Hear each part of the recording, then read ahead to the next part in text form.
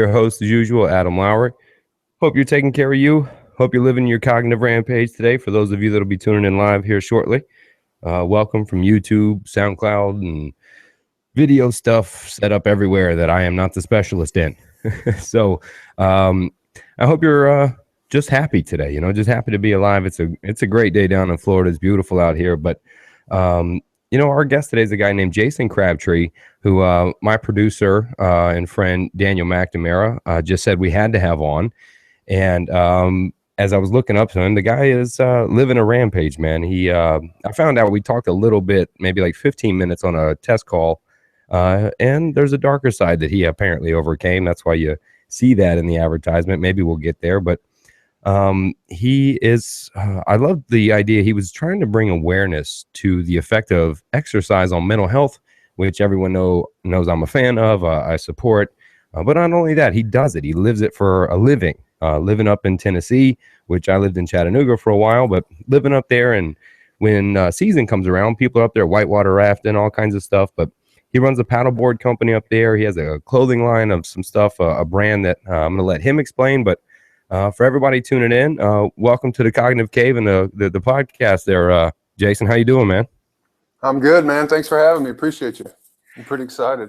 That's a hell of a fucking beard, my friend. I appreciate it, man. I owe it to every man out there that can't grow one to do the best I can. And so far, we got about nipple length in a little over 2 years. So I'm pretty proud of that. My mama's not so proud of it, but hey, it's her fault, and my dad's too. So mama has an anti-beard proclamation going on. She just knows I'm hiding a handsome jawline. It's a family trait, and she just wants it out there.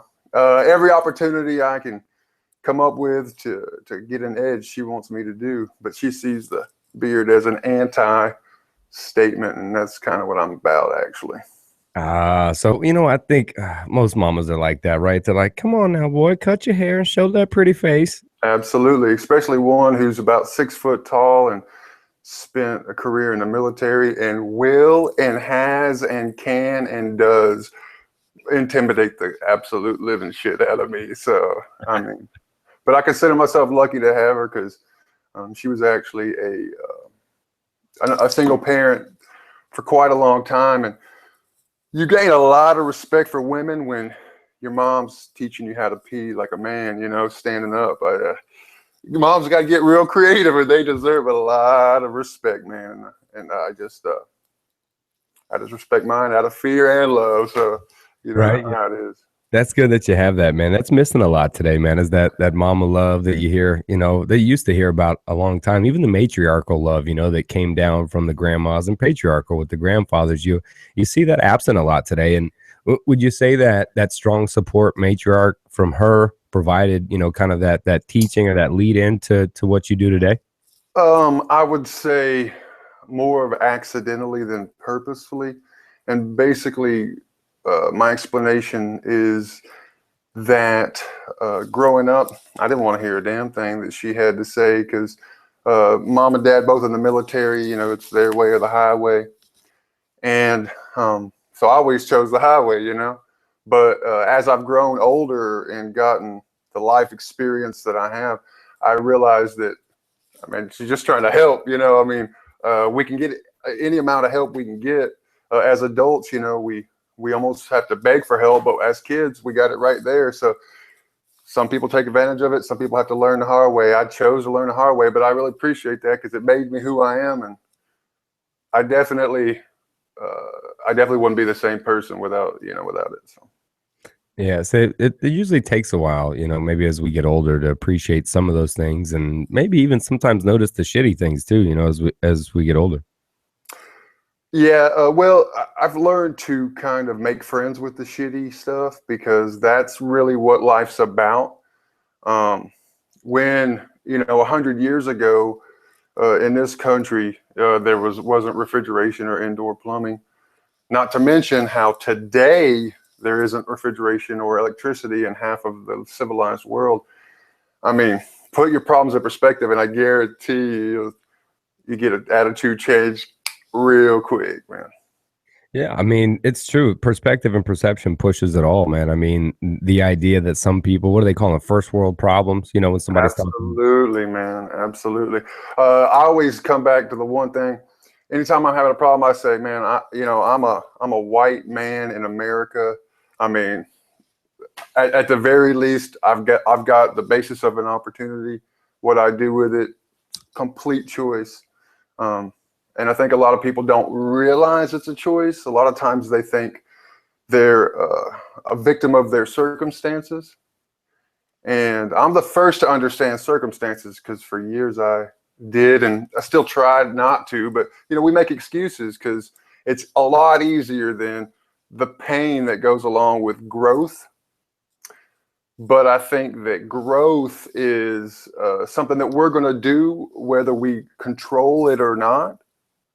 But out of the few things in this world that we actually can control, we should. We tend to believe that we can control other people's opinions of us, other people's actions towards things that don't even affect us, when we need to turn that reflection inward, become more aware of kind of our role in things. Don't worry about things that have nothing to do with us. Let the people who have a vested interest in those things fight that fight.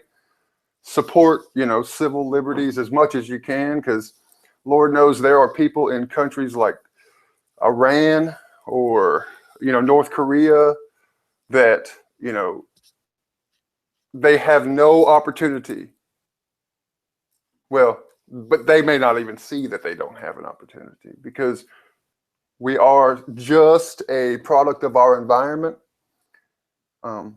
Yeah, we see a lot of that, happening. That well, the rise of epigenetics itself, talking about the influence of environment, becoming potentially more influential than even the genetic base. And I talk about that in my book sometimes. The influence of epigenetics, even the genetic influence, but that nature culture question: does the environment influence the genetic base, etc., or does our genetic influence environment around us? But yeah, you're right that there's a lot of people, taking an inventory of what we can be appreciative for and be grateful for about what does exist and what we do have, and changing that perspective. But it's the cultures here though seems to almost create the divide on purpose, as if because there's an argument you almost have to choose a side. I mean, all the way down to Sunday, yell out a different ball team that's in the majority where you're at, and you got a war going on.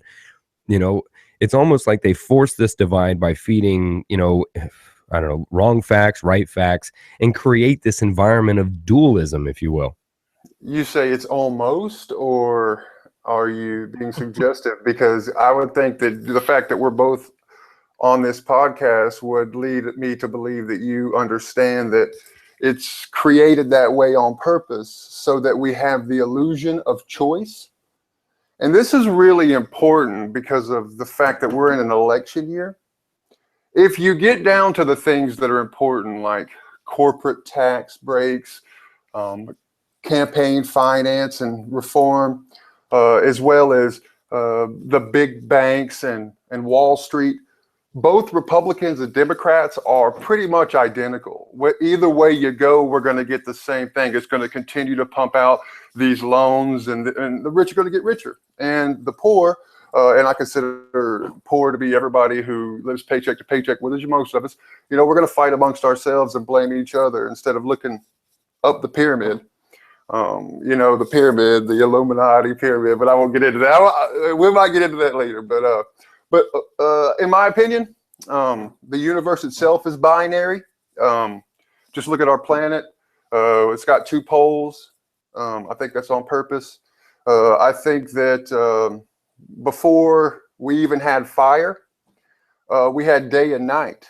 I think that's where we got good and evil. I think that everything is, has an opposite. And I believe the reason for that is because, we tend to get caught up in these laws that are man-made, but we don't accept that there are actual laws of this universe that are universal. For example, the law of cause and effect.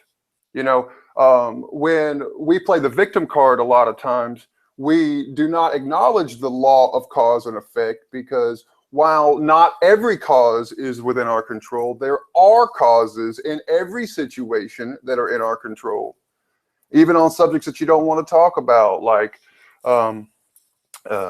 poor battered women, you know, like the choice to stay. I mean, granted, I'm sure there is fear and there is manipulation and mind games involved with why they stay. But my whole thing in life is about empowering people, because Steve Jobs, for example, was a man who empowered others. Now, he had a real tough personality, so he was kind of hard to respect, but the guy knew about life. He said this, I mean, you probably know this, but he said, everything, the day you become free and the day you become the creator of your own destiny is when you realize that everything around you, everything, this awesome iPhone, which actually they created, this lighter, this lamp that's giving me light right now, all those things were created by another human being who may or may not have been just as smart as you, you know. And that empowering type of mentality, I think, is a choice. I didn't always have that, but what's happened. Go ahead. I'm sorry, man. Go ahead. I'm cutting you mid. But what's happened is I've faced, you know, I put myself in a lot of situations. I know a little bit about your background, and I know that you kind of have like a canine's nose for adventure. Well, that couldn't be more true. I've jumped out of airplanes that had duct tape on the outside of them.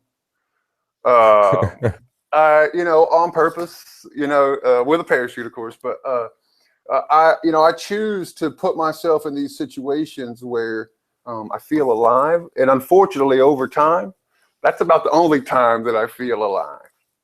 But what it's taught me is that, and hopefully we get into why, but the problem is that we don't feel emotion very often. A lot of times we're taught to suppress it, but not just that. We're afraid to be ourselves. We talked about, you know, having a choice. Well, that's, like I said, an illusion of choice. But check this out.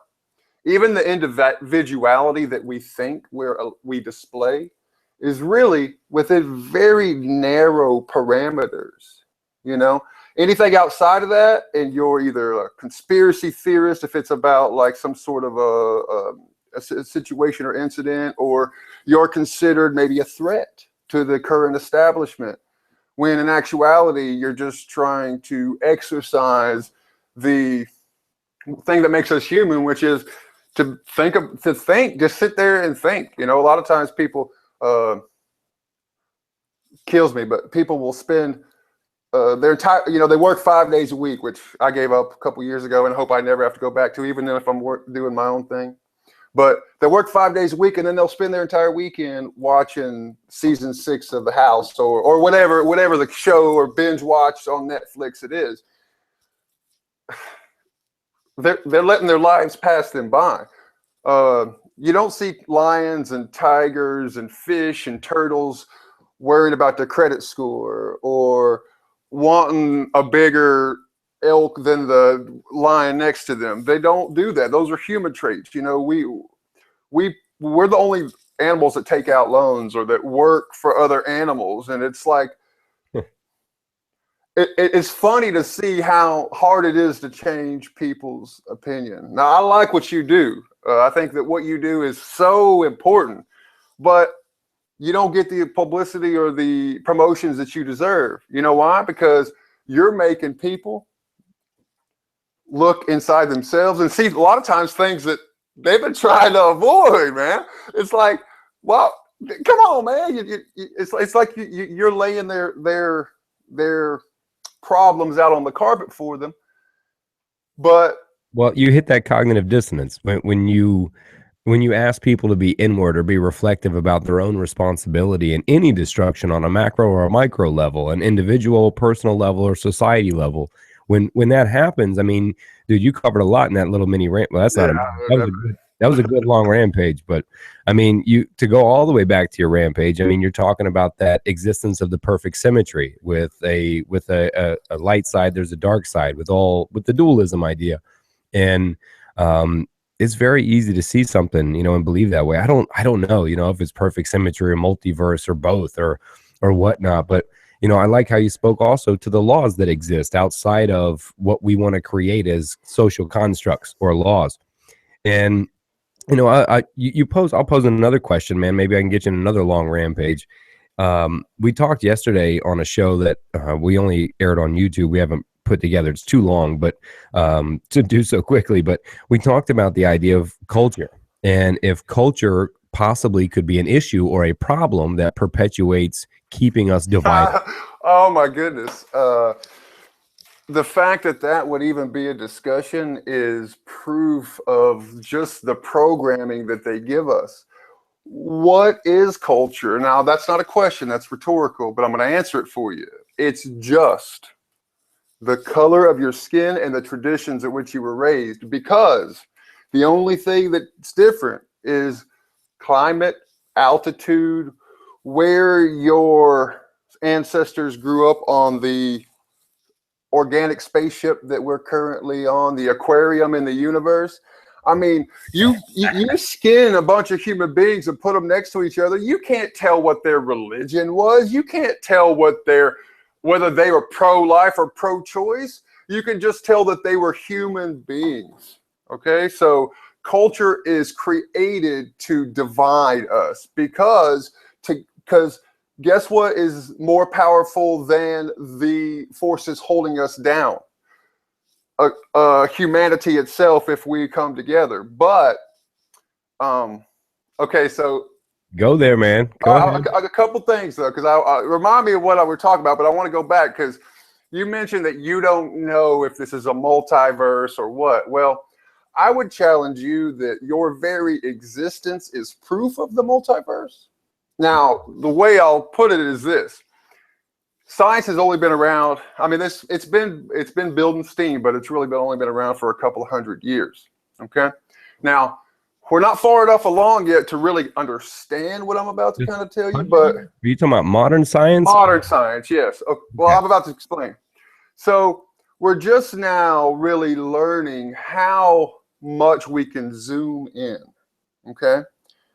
We're just now learning how much we can zoom out, okay?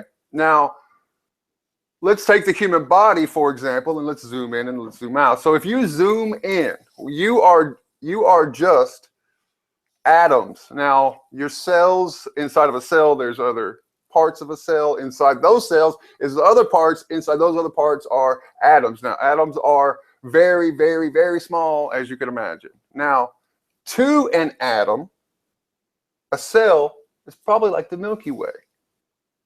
To an atom, your brain, if it's an atom that's in your leg, your brain is probably 13 billion light years away to an atom. Now, each cell in your body could be its own contained universe because of the amount of parts that are smaller than that.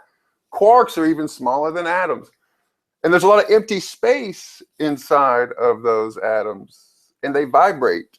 Another law of the universe is the law of vibration, the law of frequency. It's something that we don't acknowledge in textbooks and things because, well, it's, I'll get into that too, but that goes towards our spirituality. See, the body vibrates at 432 hertz. Now, that's important because at 450 hertz or any other frequency, our bodies would actually just liquefy. It's crazy to think about, but we're all just vibrations. Everything is a vibration. The light is a vibration. Sound is a vibration. These things create waves, which is kind of neat. But a wave is what? It's a peak and a valley. So guess what? For every valley, there's a peak. Just like in life, no matter how high you think you got, there's always somebody that's higher. But also, you can go equally down just as fast. And that doesn't mean that there's anything wrong with you. It means that you're figuring out this thing called life, and sometimes you win and sometimes you lose. Yeah, you know, many times I've pondered this thought, you know, and the reflective nature of the perfect symmetry of one side and another. I've often said, I forget the testing, what they call where they've been colliding the atoms, etc. But over in CERN, yeah, that's The the Large Hadron Collider, the LHRC. Yes. yeah, that one. When that number came up in the middle, and it blew my mind to think that it could be halfway a perfect symmetry and halfway a multiverse, or somewhere compressed within each other, like, you know, that echo of forever, that echo of infinity of last. I mean, does that vibration last forever, no matter how small or big or what? If we put a sound into the vibration, does it go and reflect and absorb? I mean, I've often pondered those ideas of some existence beyond some law that we may currently understand or could fathom. Well, if you didn't have a nose, you wouldn't know that things had a scent, but they would still have a scent. So, you know, our egos tell us that we're these civilized creatures, but what we don't understand is we have puny little senses. Our eyes aren't that good. Our ears aren't that good. Our taste buds aren't really that good. And actually, there's so many other senses out there that we don't have. I mean, we can't see radio waves. We can't see light waves, but these things exist. Sound, I mean, these things exist. And there are other animals in the animal kingdom that can see, hear, and detect these types of things. So I think as humans, we should pat ourselves on the back for how far we've come collectively, but we should knock ourselves down a few notches. I think the best way to do that, or the way that I'm trying to do that, is kind of like through living a purpose-driven life. But the way I try to promote this is through my lifestyle brand. I hate to say mine because it's not, you know, it's not just me, but we're only one person at a time. So it's called the Awarewolves. Essentially, awareness is, in my opinion, Werewolves, bro. That's yeah, good. man. Yeah, Werewolves. yeah, werewolves, because wolves are some of the most immaculate creatures in this whole entire creation. I mean, The mean motherfuckers too. well, they also coordinate together when it comes to attacks, and they have a very unique system, and they're just badasses. I mean, they just really are. Yeah. But human beings who are more aware are also badasses. It just is what it is. Now, you say, well, what does awareness mean? Well, there's a couple of different ways. I believe that self-awareness is the first step that will allow you to lead yourself to maybe spatial awareness, awareness of your environment and things like that. But I think a lot of times we all think that we know, ourselves, right? Well, I thought I knew myself. You know, I was an athlete. I like to still think of myself as like a free agent. You know, I'm always ready if somebody's calling. You know, but I'm currently, because I work out every day. You know, people say, you know, what are you working out for? I work out for life. You know, I'm working out for this game called life. You never know when you get called in. You never know when you're going to have to run from zombies or the Zika virus or something. And all you got to do is outrun one person, you know, and I cannot run very fast, but I can run far. But anyways. That's good, man. I like that, man. Go on, brother. Take the mic, man. You're murdering. See, here's how it goes, though. So I start off with my buddy of mine. I got a paddleboard business, which means, you know, you got to get out there with your shirt off, and, you know, so I work out a lot. Well, I do what I can, you know. I mean, I live within my limitations, okay. But I got hit by a car riding my bike, and lucky to be here. Wore a helmet. Wear helmets. If I wouldn't have wore a helmet, my brains would have been splattered. But Dude, ask you, when you took the shot from the car, did it open up the world? Did you start seeing now? Did you wake up and like see? Well, all of a sudden? That is one of the many times that I've come within moments of being just a memory. So it was one of them, but I take it with a grain of salt, because when you live life to the fullest, you're going to put yourself out there. And just by putting yourself out there and knowing that you can't control anything other than yourself. Actually, it wasn't even my fault. I saw the wreck coming from, 50 yards away, but there was nothing I could do.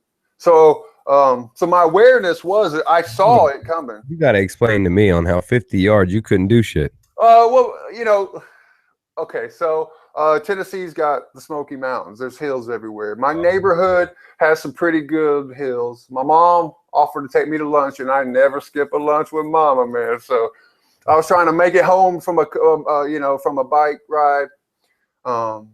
So I'm barreling down a hill, and there's a yard sale going on in front of me at the house, and it's a corner house on the street.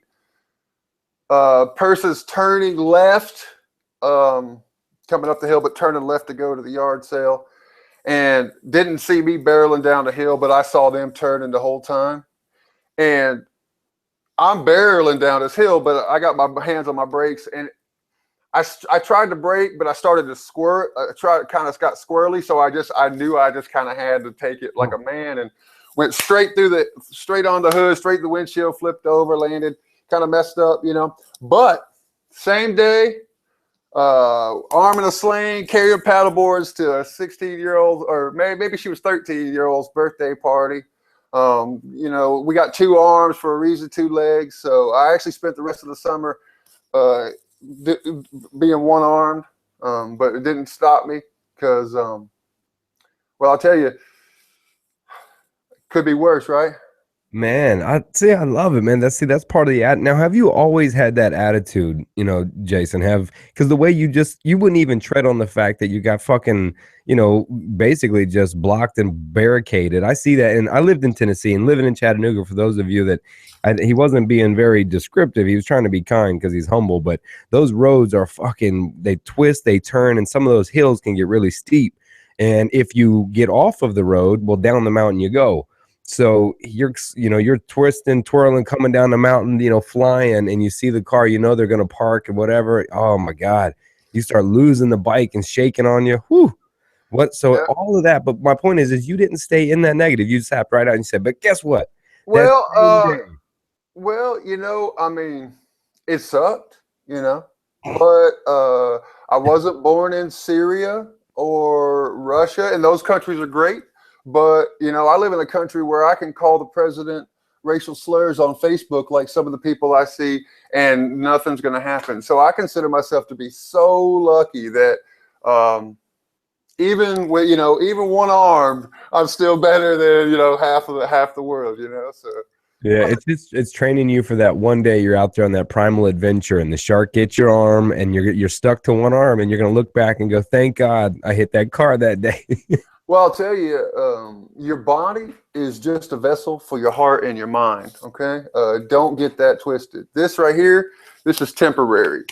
What you got in here, this is what goes, this is what permeates forever. The knowledge that you drop on other people, some of them aren't going to get it, man. Everybody has a journey, and everybody's journey is at different rates. And some people's journey starts way too late. Some people starts real early.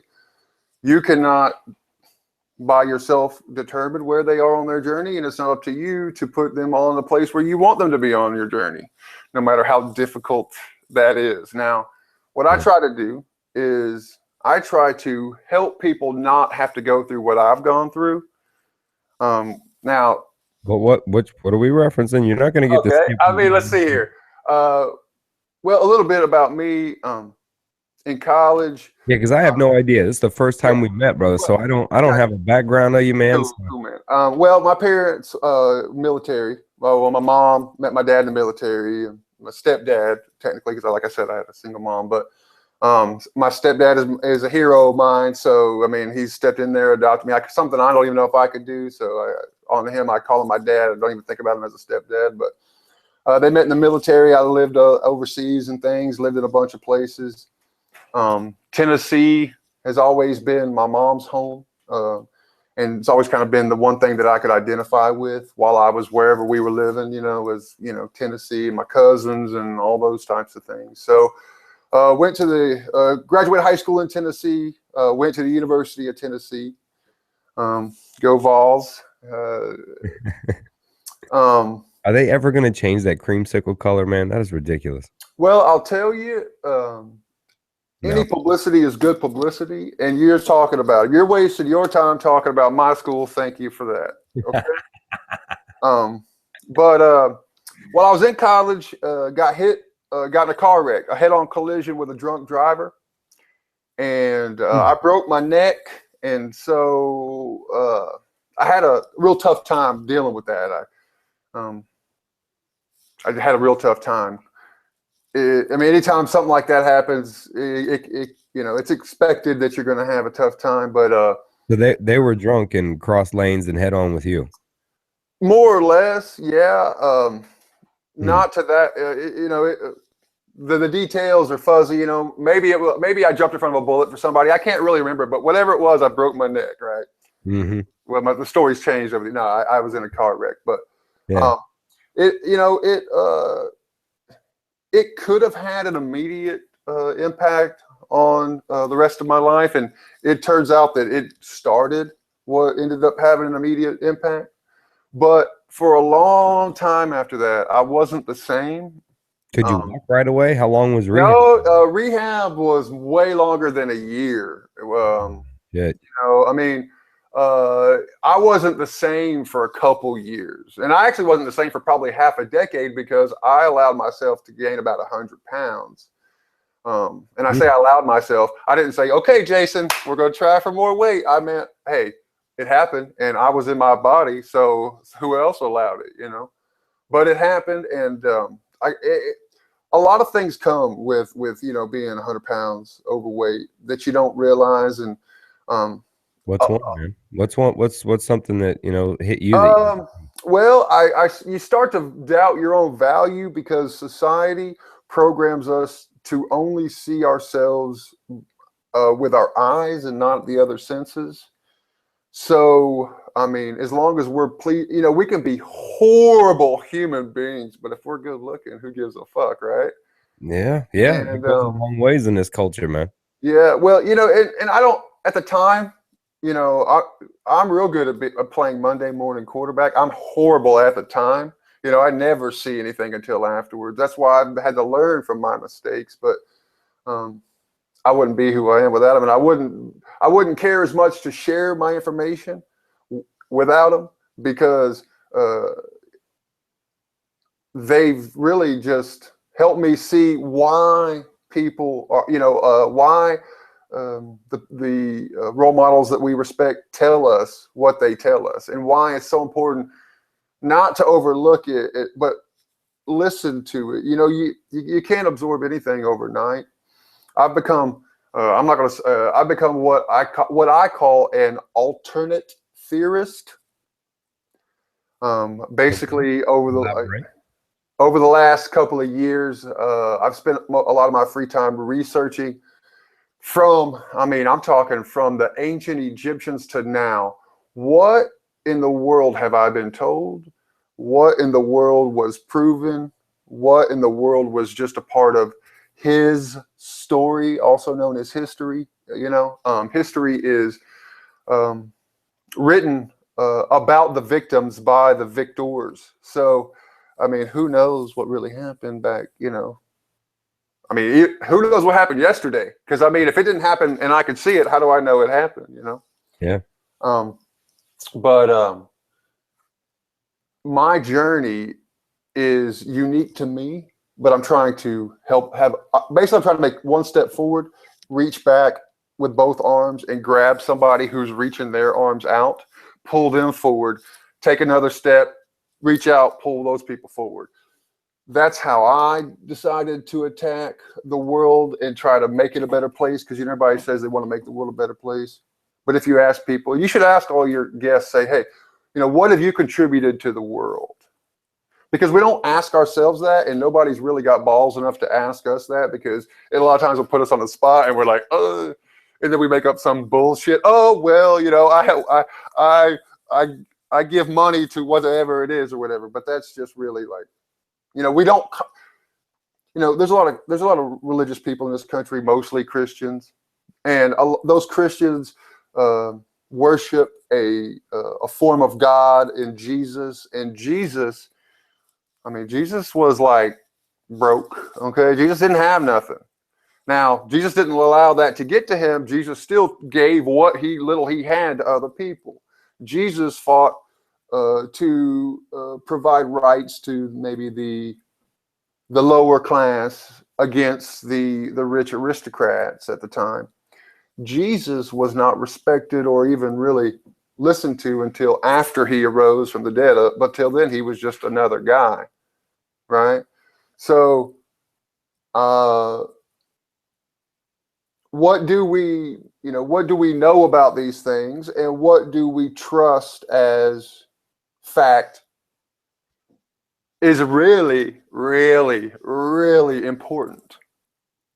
Yeah, a lot of, you're talking about, what people concretely believe about, the world themselves. And, that we spoke briefly about that wake up call and when it happens. And a lot of people I've met and talked on the podcast, etc., they have or reference this wake up call and this call to question oneself. And then through that self reflection or getting that self competence, they begin to actually be humble enough to realize how not competent they are and what's been taught. But in my experience, all I've really found is the best way to competence is that humility. The best way to discover self is through self exploration, but that begins with questioning everything that you may concretely believe to be true. Absolutely. Now, I believe there's a shortcut. I believe it's through awareness. People talk about an education, how important education is. You can be less educated but more aware and do better. Like 100%. Yeah, that's what I was speaking to when I said self-competence. For me, the self-competence creates that self-awareness, but self-competence becomes more specific to certain things of our life or our character, to where, I'm self-competent that, obviously, speaking, to an example, maybe someone has some anger issues. So they say, I'm self-competent that I have that. That's self-confidence specific, rather than saying, I'm self-aware. Seems, as the kind of, for me, the way I describe it in the book is, the self-awareness is the generalization of becoming and learning self-competence incrementally. Absolutely. I think that comes with analyzing your choices and being objective. Objectivity is the hardest thing because it's really natural to tie ourselves emotionally to an outcome. Of course, we want to get to our destination without dying. So, we automatically want that outcome. It just makes sense. But what is the cause and effect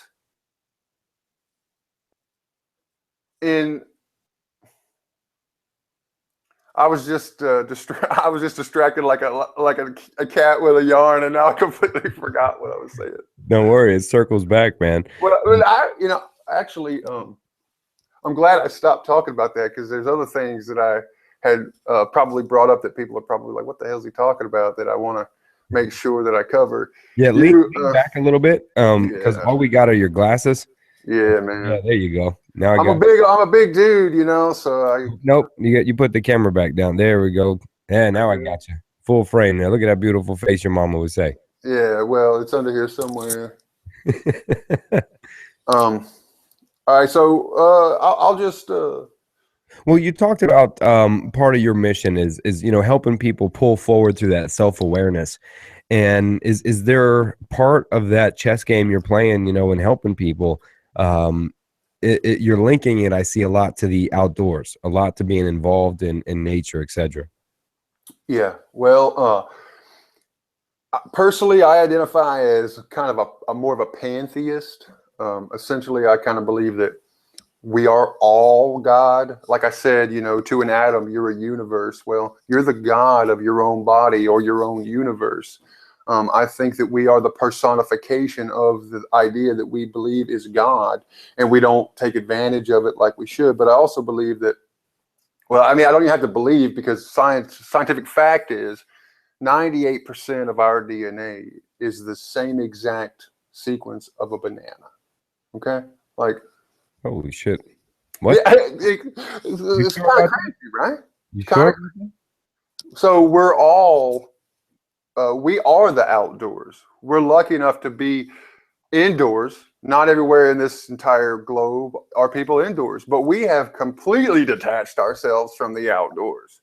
The problem is that's unnatural. It's unnatural.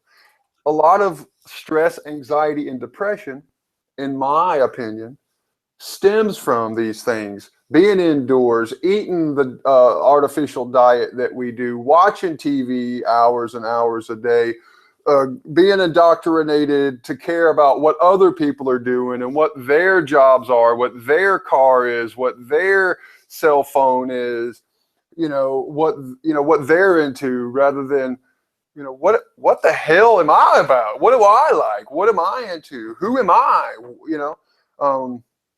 I call it the marriage, medical, military, industrial complex. That's what this country's got. They want you married by 22 or 23 right out of college, because with marriage comes loans for houses and cars and second houses. We borrow money from private institutions who actually loan us as Americans the money at interest.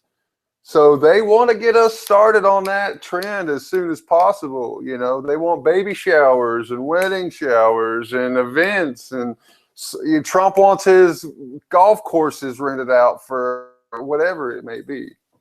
But these things are unnatural. They're unnatural.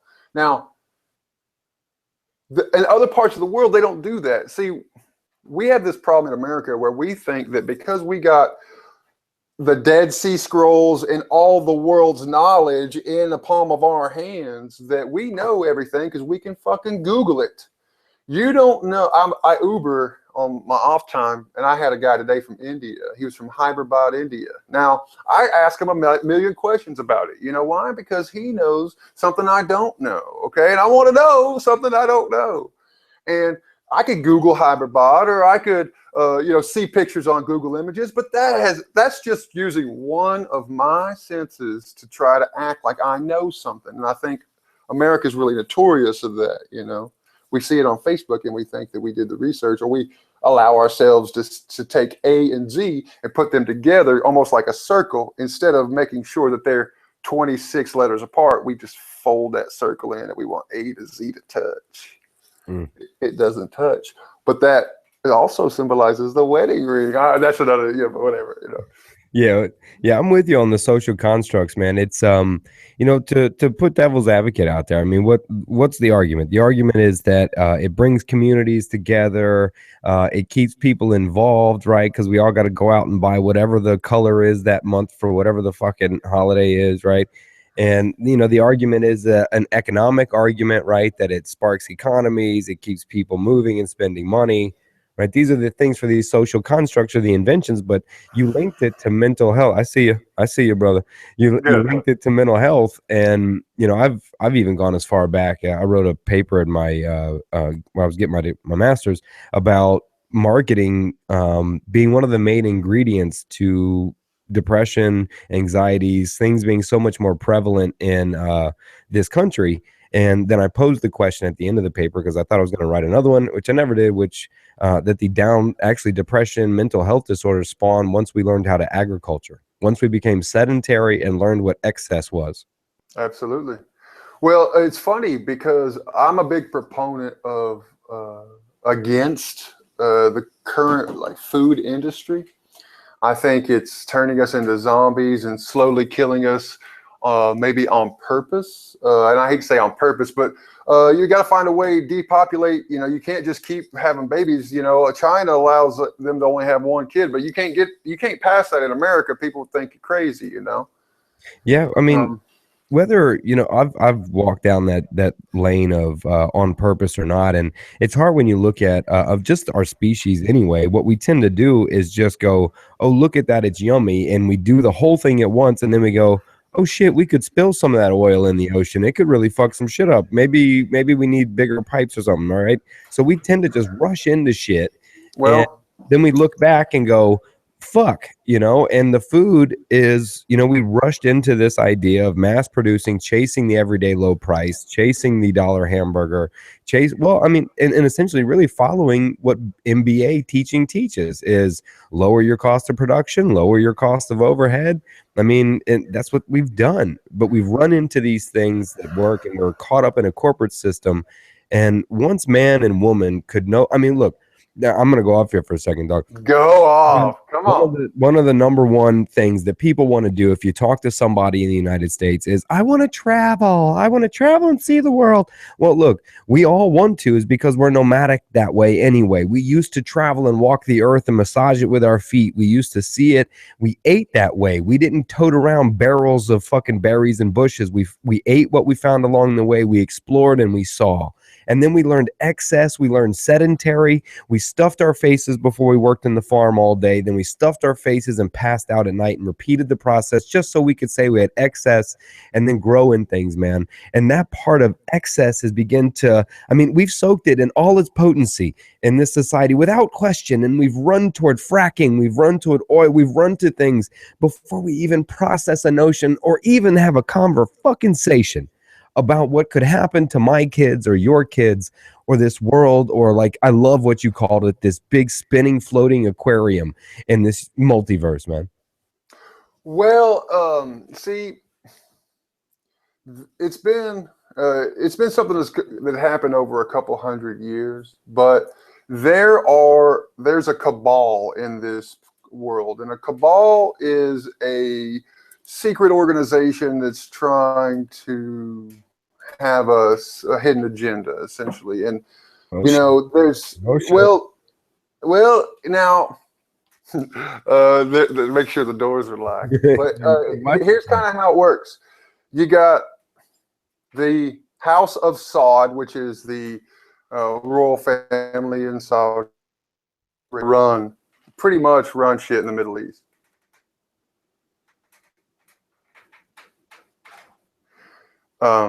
You know, you get so we're talking a billion people that the House of Saud in Saudi Arabia really kind of controls. You got the House of Windsor, which is the Britain royal family, and they pretty much got all the European countries kind of under control. Then you got the Vatican, and the Vatican pretty much has all of South America, all of Central America, and all, of course, of Italy, and all Catholics under control. And then you got the Rothschilds, who are the private banks in this world. And I don't say in this country, I mean in this world. There are only 3 countries in the world who do not use a Rothschild commercial bank as their central banking system. What? Do you know what those 3 countries are? Let me guess. Denmark, Finland, Sweden. Not even close.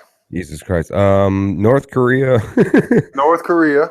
North Korea. I went the other route. I said, all right, there is on this end of the spectrum or this end of the spectrum. So I'm getting it. All right. So your communist areas. North Korea, Iran, and Cuba. Okay. Oh. Now, here's something that's going to blow your mind. Okay. And this is kind of what started me on this path. Okay. Those are the 3 countries in this world that do not have Rothschild's banks. In 2000, the year 2000, Y2K, put yourself back in there, okay? Mm-hmm. There were 2 other countries on that list. Could you guess them? Afghanistan and Iraq. How ironic, huh? Holy shit. Now. And now who are we talking about? Now you see these Republican fucking puppets up front going, we need to go into North Korea and take this guy out next. So well, and they're even screaming Iran. They're screaming Iran. Well, okay, so here's the thing. Well, if you take them out in North Korea, they're just going to replace them because it's a countrywide thing. Cuba, we're opening up relations with. Iran, we're opening up relations with. You see how? So you know these people who crazy Illuminati conspiracy theorists and this type of thing. They got pretty good reason if you look at the facts. I mean. I've never heard that described like that with the houses, man. I thought you were going to go into a conspiracy theory I've messed with and heard before, but as so houses, yeah, yeah, I'm listening. All right, so this is something that I cannot reconcile. have you ever heard of the Rothschilds? I mean, most people have heard of the Rothschilds.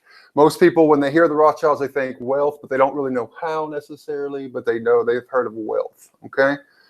It's been said and proven. Now, who knows what that means, okay? But it's been proven that and I didn't prove it, so how do I know that?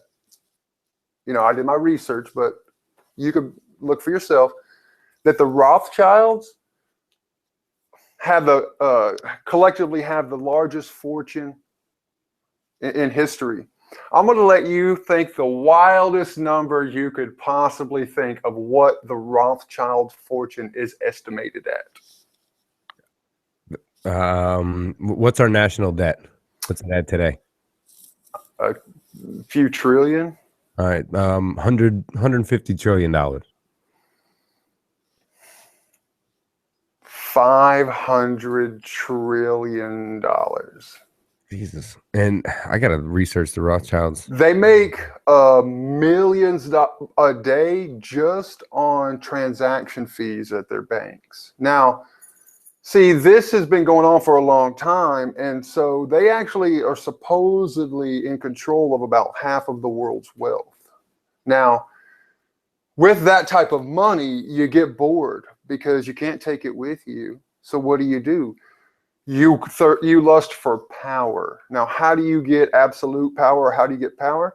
You control everyone and everything, because that's the only way you can really like enjoy life, because everything else is like no fun to you anymore, you know? You bring up 2 points here before you keep going is you know, a lot of the majority of the world, even and United States, they don't experience what power really feels like. It's too busy chasing money or comfortability or experience. And so you can see on shows like House of Cards or something when they really emphasize or amplify the idea of chasing power. And you say it, I joke a lot. I say, where do rich people play when it becomes relationships and sex? Is they play in their mind. That's why you always find it some rich, crazy person doing some ace wild out the door stuff, right? Is that you're right. They get bored, but you find a place you have to play, and you play in your mind. And when you look at things like World War I, II, etc., these were powerful people playing land grabs from poor people. That's what was happening. And what you see now is the same thing. You see rich and powerful countries doing land grabs, but now resource grabs, because we're resourcing for water, we're resourcing for meat and good soil. Oil will be gone eventually, but it's a resource grab and a land grab. You're right, in that chase for power. And it all started when they murdered Nikola Tesla so he wouldn't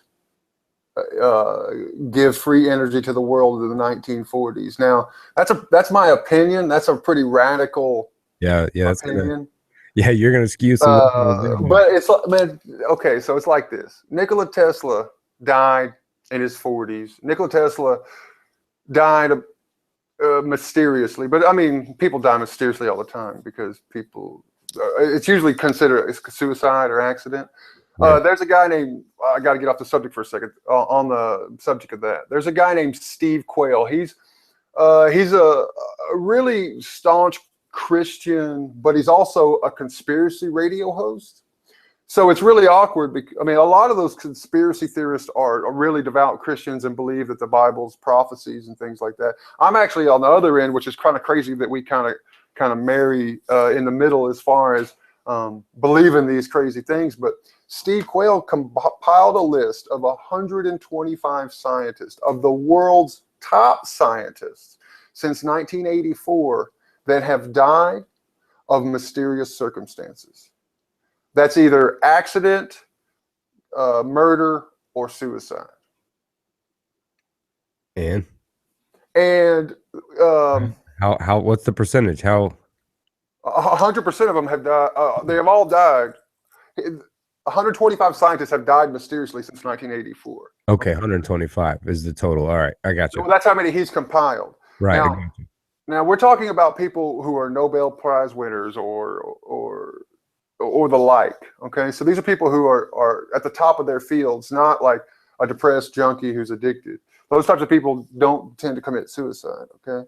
Well, you saw the what were the holistic doctors that disappeared? Yes, Two, yes, three of them. No, I mean, yes. was it up to six or so? It got pretty ridiculous, and that actually scared me a little bit because I personally know of plenty of guys. A couple names. There's a guy named Ted Gunderson.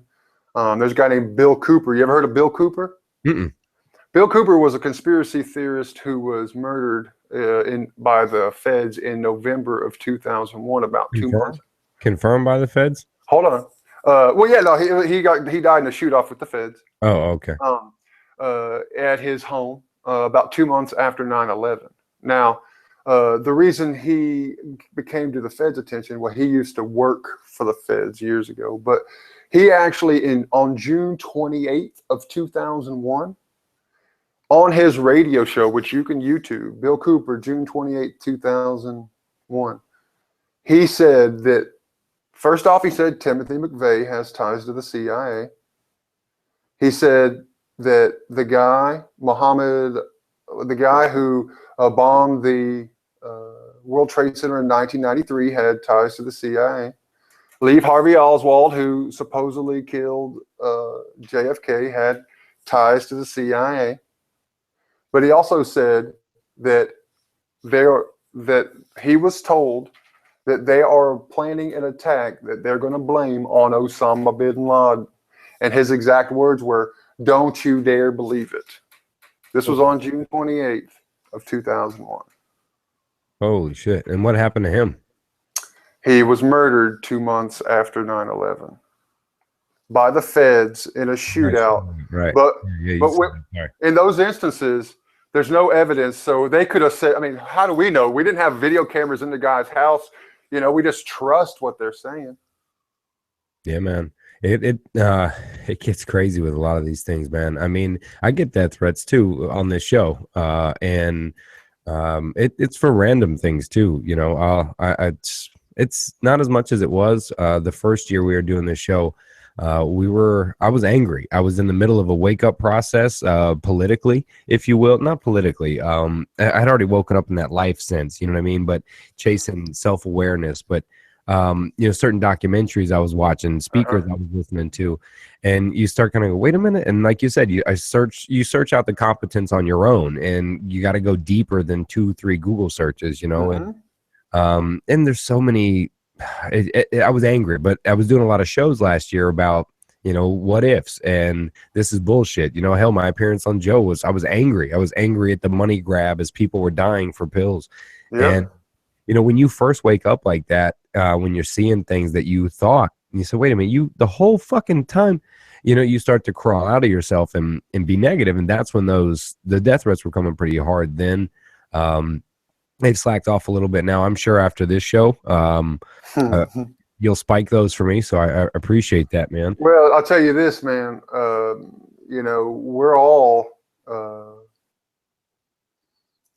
in this fight together, and if they can't see that, the funny thing about these people who get mysteriously killed and things is they're just trying to help fellow humans by exposing things that are anti-human by humans, if that makes any sense.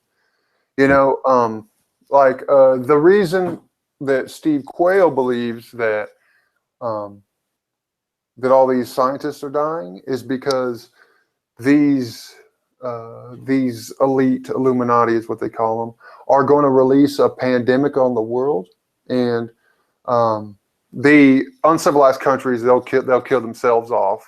But in civilized countries, you have a choice. You can either receive the vaccination or get put in one of the FEMA camps. Now, that's scary because inside of the vaccination, there is a RFID chip. So basically, they're going to be able to supposedly mind control you and also monitor you through a very minute chip that you could not see that they injected in you when they gave you the vaccine. Where is this coming from? When are they dropping this vaccine? Well, man? I mean, okay, so here's the crazy thing. I do not get into dates. A lot of the people they say that they're crazy. I think they go a little bit too far when they say December 21st, 2012. The world's going to end, or June 7th, whatever it is. That's ridiculous because you're saying that you know. I think what you're really saying is that this could be just as well be likely as anything else. But when you start putting dates on things, that's when you're believing it a little too much with not enough proof. Because if there was enough proof, you could take it to the proper people. Probably not the authorities, because a lot of times the authorities are going to be implicated in some of the things that exist. But there are avenues out there to get, like, whistleblowers. There are avenues. It's not the easiest thing, and it's the scary thing. Yeah, you wind up like Edward Snowden and not allowed in. Who many, probably not your viewers, but many people call a traitor. But he couldn't be farther from a traitor. He could not stand what was going on, and for human rights reasons decided to risk his own life, like Jesus, just like Jesus, risk his own life for the greater good. And he gets backslapped. I mean, a lot of people, because remember, the mass media controlled, which pushes the idea of a traitor who revealed military secrets, putting our veterans in the way and of harm's way. Exactly. And this is how the pitch came. Well, who wouldn't listen to that and go, oh, he is a traitor. He put our poor boys and girls in harm's way. But I would ask, if you have a local government or a local community that you're paying your taxes to, and somebody figures out that they were using that tax to put poison on a playground, would you get mad at the person that revealed that to you and be like, no, he's a fucking traitor because it ruined the Orange County school system? None of that happened. I'm just, for example. No, man. Okay. I mean, there's so many things that people are exposing, man. Like I said, people live worshiping comfortable lies over uncomfortable truths. It just, like, there are people who are exposing every single thing that people are doing that's bad, and there are people who are ignoring them and shunning them and cutting them off from society and calling them crazy and all those types of things. Yeah, now, sorry. I'm gonna drop some knowledge on you that may get us both death threats, but it's gonna fucking blow your mind. Okay. All right. Now, the mainstream media is not covering this for their own ass reasons. Okay.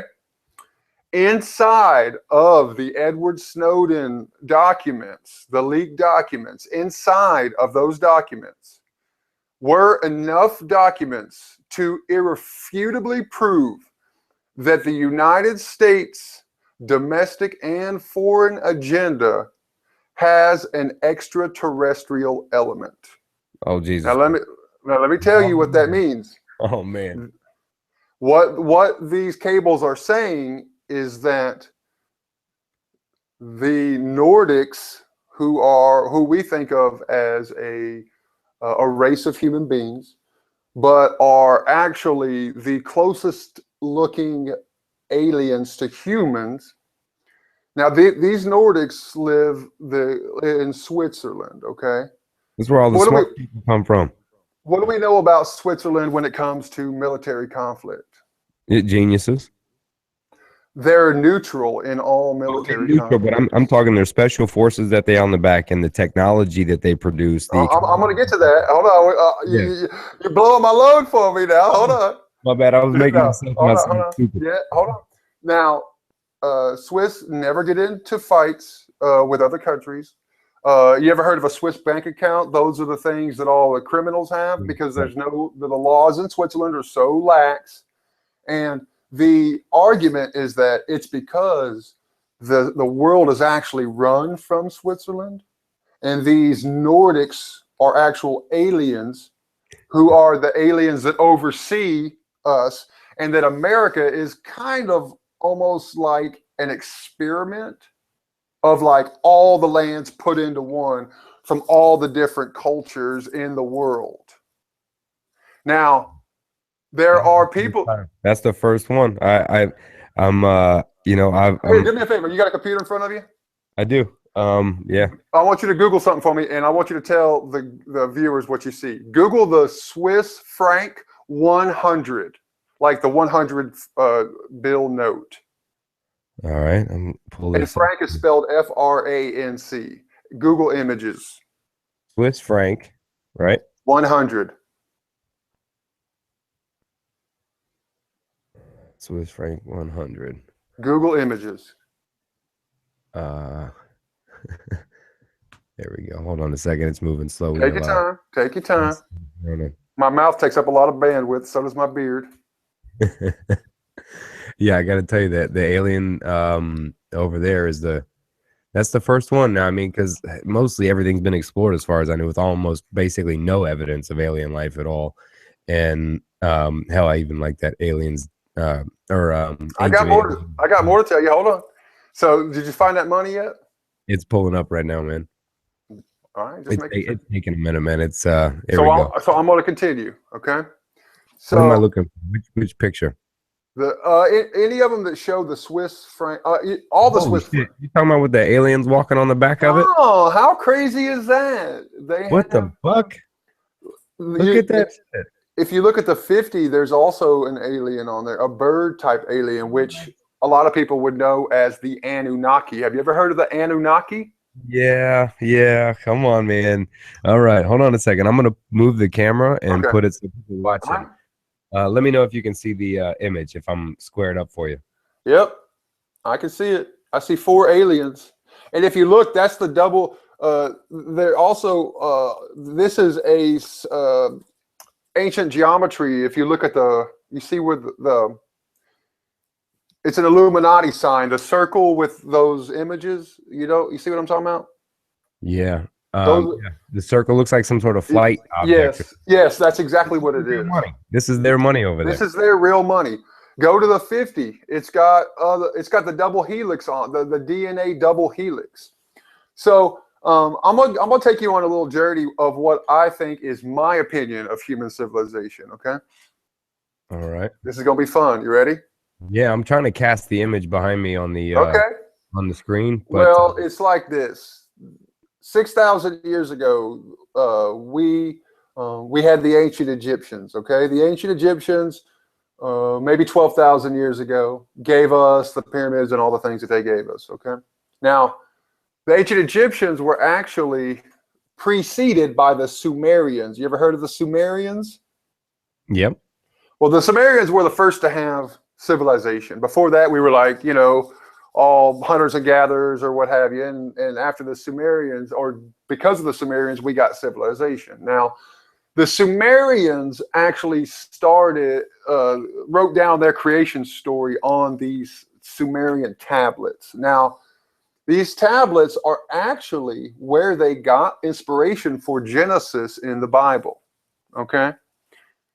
These Sumerian tablets. Now, these Sumerian tablets, if you Google, now if your followers want to Google a guy named Zachariah Sitchin. Zachariah Sitchin is the PhD doctor who actually deciphered these tablets.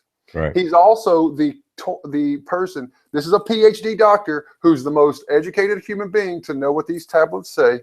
And he coined the term ancient astronauts. Okay. Here's what he said.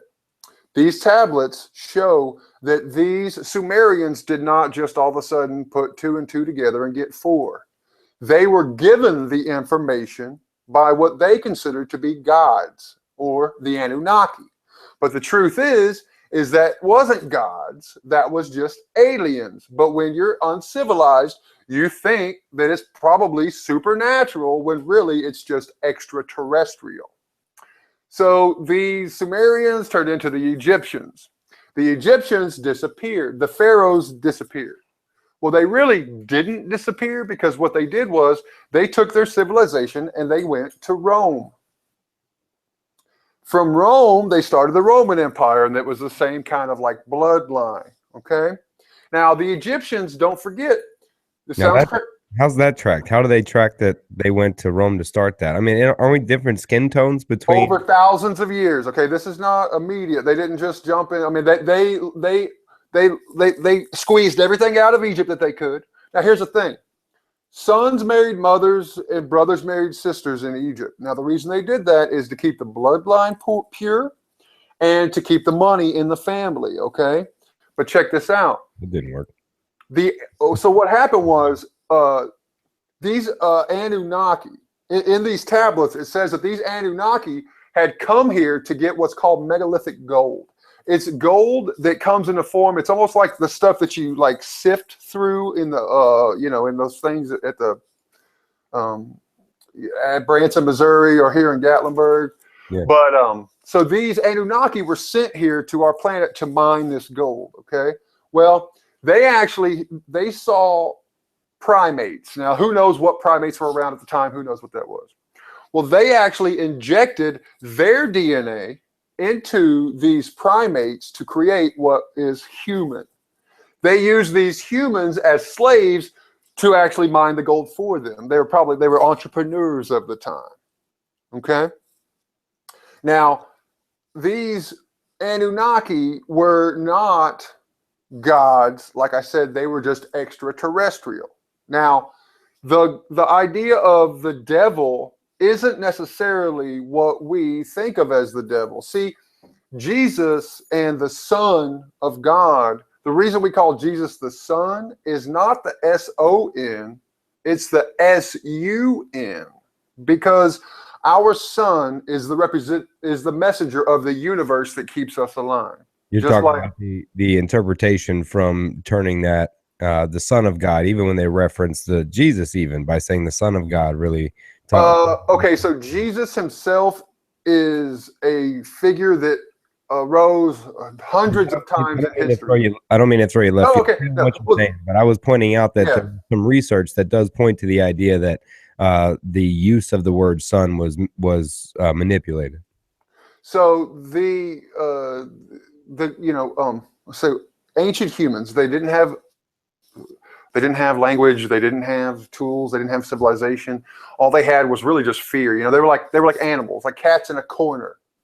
And during the day, they kind of were able to thrive and find food, but at night they didn't have fire. They were scared. I mean, they associated the night with bad things. That's how you get good versus evil. And so the idea of the devil is actually another species of alien, which is called by a bunch of different names, but it's reptilian. A lot of people maybe called the Vril, V-R-I-L. And they're supposedly running the country right now. Well, they're definitely running the underworld. So what we don't realize is that the reason we can't find, okay, you ever heard of the Fermi paradox? F-E-R-M-I? I have. Well, the Fermi paradox says, this is for your viewers. No, please. Yeah. Where are all the fucking aliens, bro? Like, that's basically what the Fermi paradox is. Because there's absolutely almost no evidence that points out to any extraterrestrial life at all. Well, there's a reason for that. The surface of a planet is the worst place to be on that planet. You're subject to asteroids, the weather, the sun, lack of atmosphere. Underground is where you're protected from the elements. Now, there are suggestions, and this is pretty common alternative theory knowledge. And I say alternative because the second you call it conspiracy, it's ignored or whatever. But it's really just an alternative to what is presented to us using the evidence.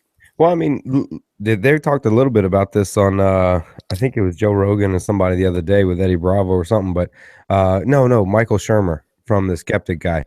And they were talking about it. They did find it funny that one thing, no matter what continent you're on or where you live, we've all agreed that gold is valuable and worth something at some level. Absolutely. There's a reason for that, though. You see, you have all the elements inside of your body, okay?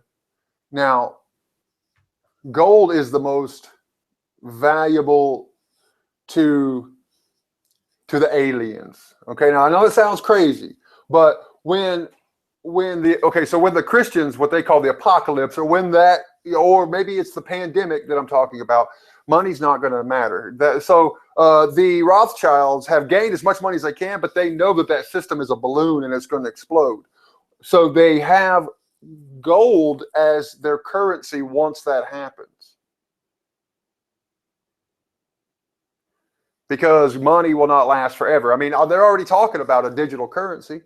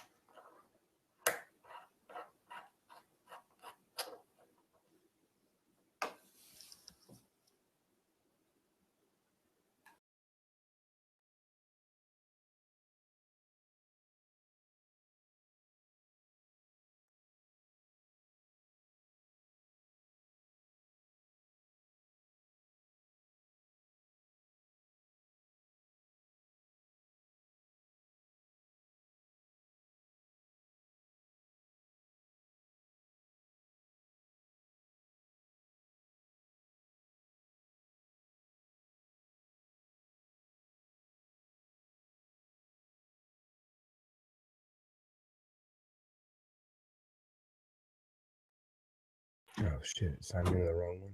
There we go. And we're back, bro. Holy shit! You there? All right, he's still. Wow. Welcome back to the Cognitive Rampage. Yeah, I'm here. I'm here. Here we go. Hey, man, I think the NSA shut us down because I was telling the truth. Yeah, man, I think they saw you coming, bro. Well, I mean, it ain't the first time. I'm looking for the men in black to come by and erase my memory right now. They were covering this topic big time the other day with the skeptic guy, and they were comparing the gold that we all wanted gold at this and chased after that. And look, let's just skeptics are out there, etc.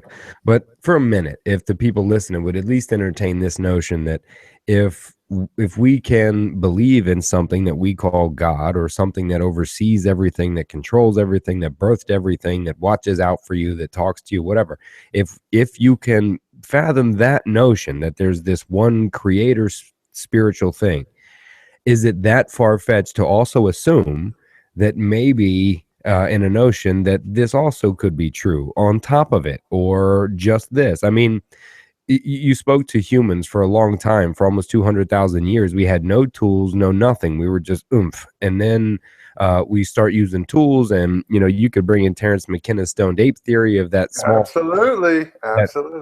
That small 50,000 year era, or years, when we got smart. All of a sudden, we became self-aware, and we can look at the development of us. I mean, even if you look now and you look at the idea, if Joe Rogan says it a lot, what would we do if we went to another planet and we found primates like us that were basically showing each other their dicks and blowing shit up? We would go, well, we got to run tests on them. And we do it now. We test on monkeys and chimps and animals now. So of course, you know, if we found another species on a planet, we would test the shit out of them. Now, the notion that they came here, they gave us the DNA, and then we slowly developed over time. Oh, that's just my guess.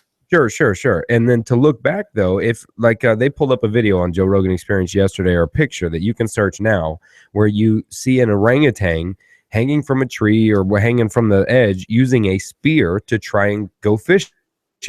I mean, that is a tool. And how long before the orangutan figures that that's also a weapon, and to where he can defend himself with a pokey stick? Couple You know, generations. and right. So dude, there's a video out right now you could look up where there is they fuck up, bro, is these African militants, and they handed an AK-47 to a chimpanzee, and this chimp starts to fucking fire the AK-47, figures out that it's working. They all take off running because he's spraying everything.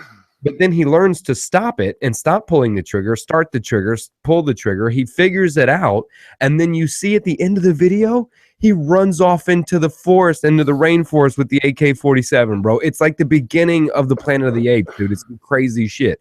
So, I mean, look, so I started this by telling people, look, if you're being greeted with cognitive dissonances and hell knows, and it's too much for you, I get that, right? And look, there's all kinds of research that says things, but you know, at the most, entertain a notion of an idea if you have to, or think about it, because we, for the most part, there's what we know and what we believe and what we research. But I mean, for the most part, I think we know a whole lot less than what we do know.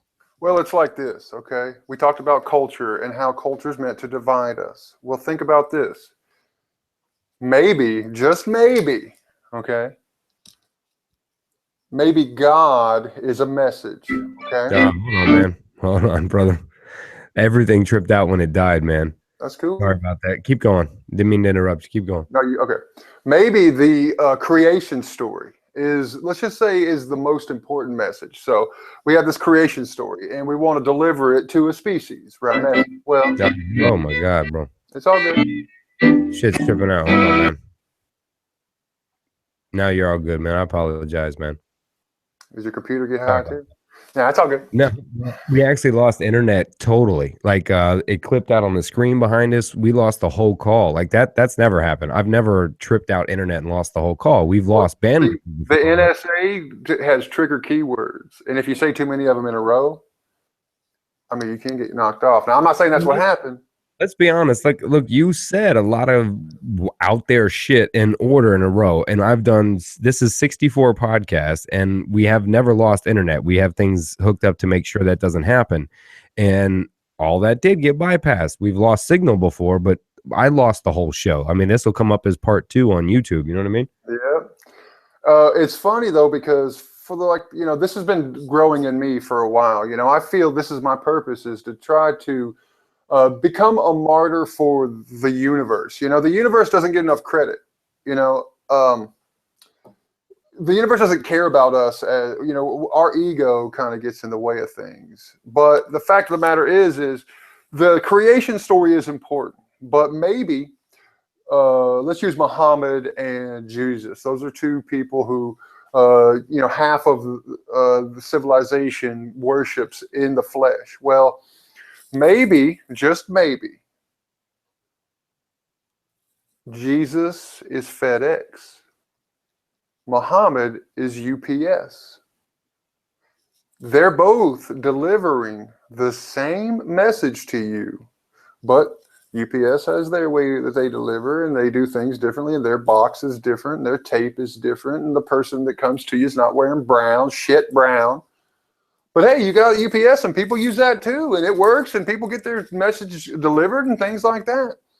You know, if people would look and say that anybody that believes in a God should consider anyone else that believes in a God an ally instead of an enemy, because they both believe in things that you can't prove. Wouldn't you think that they could combine forces and say, whichever one it is, it's probably both or the same, because we're both wrong and we're both right. Let's, you know, band together. But instead, religion as an institution separates us. Now, you mentioned something earlier I want to really talk about. You said you said open up your mind and everyone feels a spiritual side. That spiritual side is not an accident. Okay, we have a spiritual side. It actually emanates from a part of our brain called the pineal gland. The pineal gland, from my research, is actually the most important part of the body because it's at the base of the brain, and the entire skull and the entire brain protects the pineal gland, which actually looks like an almond. Now, the pineal gland is where scientists think we get our spirituality. The pineal gland is where people, the part of the brain that fires when people are using psychic abilities or telekinetic abilities or using their mind to bend things and all the other things that are supernatural. They actually emanate from our pineal gland. Now, I'm about to tell you probably one of the world's biggest conspiracies that nobody wants to stand up and stand up for, but I'm willing to do it. So a spiritual population is a dangerous population because they don't need religion. Because your relationship with your creator is your business. And you can have that without going to church. Actually, going to church doesn't help you get that. If anything, it hurts you from getting that. Okay? So what happens is that we feel this spirituality and we have to express it. Now, we have decided to express it through religion, but this pineal gland is becoming less and less a part of our brain because of one thing. There's something that is the essentially the rat poison of the pineal gland. This one thing that pretty much just kills it off. Do you know what that is? Stress. Fluoride. So you're gonna connect the fluoride in the water, right? Do you know why they tell us they put fluoride in the water? It's because you're missing certain minerals and good for your teeth. It's because it's good for your teeth. Now, the reason that they put fluoride in the water is because, well, one, somebody sells fluoride and they want to keep, a company doesn't care about humanity, they care about profits. So they're trying to sell fluoride, but it calcifies specifically the pineal gland. I don't know. I'd have to do my research. Tell me what you do. But I've done my research. I've done your research for you, but you don't have to believe me. I'd rather it sinks in more when you do it on your own. Yeah, for sure. But here's the crazy thing. We live in I personally own one, okay? But we live in a society with $200 toothbrushes, okay? And you're going to try to convince me that we need to add something that's dangerous to our water to protect our teeth while you're also selling me a fucking $200 toothbrush? Which is it? Is dental health so boring that a regular toothbrush can't get off anymore? So you got to get the fucking Bluetooth one so you can fucking be on your fucking Bluetooth brushing your teeth or some shit. But we need fluoride in our water to protect our dental health. Doesn't make sense. But imagine my research is short there on that, and I know they try to say it was for a couple things for keeping it clean at the same time, but you never. I mean, look, let's just look back. I mean, and trust it on what they, if you want to reference, have told you about many things. They told you that prescription drugs were no problem. They tell you that I know corn's good for you. They tell you that GMOs don't bother you. They tell you these things, and we can look back over time and understand that. Look, if I caught most people on a random Thursday and asked them, hey, is the government looking out for your best interest? For the most part, they're going to get a hell no. But if you point out reasons to where this could be it or this could be it, you become a conspiracy theorist. You hit concrete walls and giant cognitive dissonances because, I mean, it's too much. I mean, they've done experiments. Cognitive dissonance will make people stay in a home they know will be flooded and die the next day. You ever seen the Stanford prison experiment or heard of it? Ah, the name has it. You'll probably start talking about it. I It's may a movie remember. that just came out. I mean, it's been out on DVD for a while now, but It's been out. it's a true story. Billy Crudup is the main guy, and this guy got funded a study where he had let's just say 10 prisoners and 10 prison guards, and they were supposed to stay in this place for, let's just say, 45 days and switch on. The prisoners had to be on, or be submissive to the guards and things like that, and the study only lasted 11 of the how many ever days, because the prison guards had become drunk with power and were actually harming the prisoners, and the prisoners were taking it as like in a Stockholm syndrome type of way, where they they were in an alternate reality. You know what one of the craziest things in the world is that reality is subjective. How you think, how could reality be subjective? But it is, I don't because think that. it is, because guess what? No, The I agree with you. I'm not one of the ones that think, how could that be? I I mean, opened that in the book thoroughly, actually. the suicide bombers' reality is that those virgins are just on the other side of that timer. That's his reality. He wouldn't kill himself if he just thought there might be virgins there. They He move. knows that there are virgins there. But we know that there's not, well, we don't know anything, but we know that that type of thinking is dangerous, because anything that you can't prove is dangerous. And a lot of times, even things you can't prove, you got to wonder, how did you go about proving it, and what was your biases? Yeah, we got to say that for a lot of the shit we've talked about too here, from the fluoride to the, I mean, Absolutely. I Oh, mean, name it. well, here's what I've learned over the years. Okay, um, I don't claim that any one thing that I say might be true is true, but I think we can both agree on this. The person who believes zero conspiracy theories, standing next to the person who believes all conspiracy theories, the average person could probably assume that each of those people are probably some right and some wrong, each of those people, right? Like, if I put up 10 conspiracy theories, likelihood less than 10 would be true, right? Hmm. But even if just one is true, shouldn't that make us question what we think we know?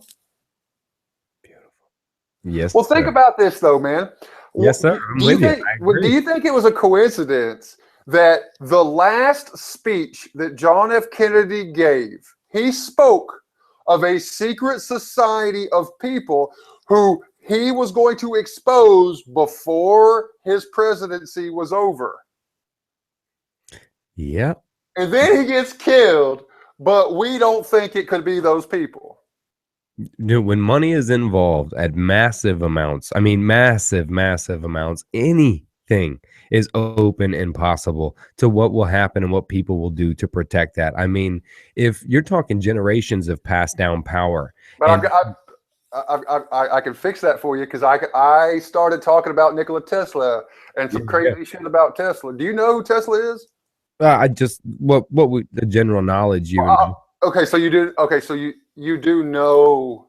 the creator, inventor, he Okay, was yes. stolen, his form of Well, okay, electricity was so stolen. one of the craziest things about Nikola Tesla is that he's probably one of the most influential and important figures that ever lived, but he's not been portrayed that way on purpose. But he's not been portrayed that way. Oh, Okay. they make him a psycho kook that was talking to pigeons, and Ben Franklin had it right, or Thomas Jefferson had it right the whole time. Now, he came to America to work for Thomas Edison, Edison, okay, yeah, and General Jefferson Electric. and Franklin. Yeah, I Now, fucking both of them. at the time, J.P. Morgan of Morgan and Chase or whatever, Manhattan Bank, was one of the richest men in the world, and was the guy who actually funded all of Thomas Edison and his apprentice Nikola Tesla's work. Now, Tesla was doing side work because he actually didn't get along with Edison, but his side work involved trying to figure out alternating, or trying to figure out free energy, because he believed it was possible. Now, one thing that you won't hear about is that Nikola Tesla patented, and you can go to the U.S. patent trademark website and find the patents for the world's first spaceship. It was actually a spaceship, looked just like a spaceship. It sat two people, very archaic, but just like a spaceship. This was in the early 1900s. It had flat screen TVs on the wall. This is in the early 1900s. He admitted at the time that he got this information from aliens. He was saying that he got this information from aliens, okay? But of course, like, they were trying to silence that. Now think about this.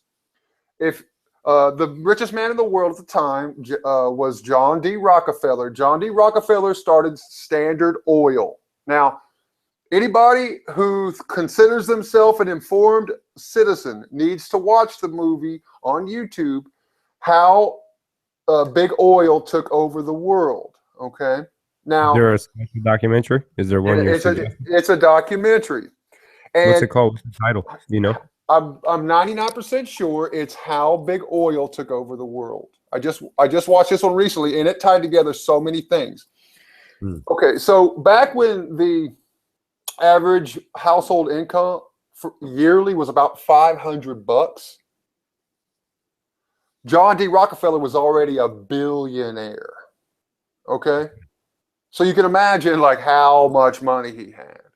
So what he decided to do was take some of that money and use it for global influence. And the first thing he did was he made the whole world reliant on oil and found oil in the Middle East and all those types of things, and started getting money off that. Started working with a guy named Andrew Carnegie. You've heard of the Carnegie, the Carnegies. He also started the Rockefeller Foundation so he could do philanthropic efforts, and what is a tax shelter, so he could do these things and say it was a tax shelter. He started the University of Chicago.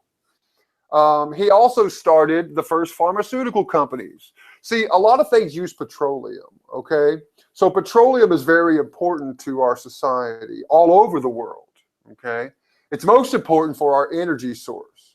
Now, there is an end date to our energy source. I mean, there's gonna be a day where we run out of fossil fuels, coal and oil. And if Tesla would have given us free energy in the 1940s, imagine how different the world would be without that oil money, because that oil money turned into the education system. So they started to indoctrinate us through the education. That same oil money then started all the pharmaceutical companies. Now that pharmaceutical companies, they are treating people who are sick because that money also started the food industries. So the food industry gets us sick through putting shit in our food, but then that creates patients for drugs and other things. Now, cancer is caused by a lot of these.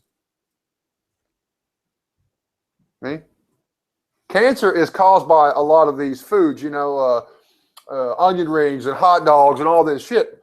But the thing is, there's already a cure for cancer. Did you know that? No, I did not know that. You are dropping the bombs on here today, aren't you, man? Have you ever heard of Max Gerson? Gerson. Yeah, I've definitely heard of this one, man. You're dropping them theories down today, aren't you? So Max Gerson basically cured himself of tuberculosis.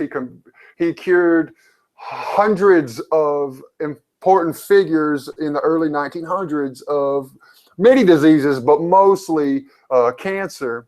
And the way that he did it was just through a diet.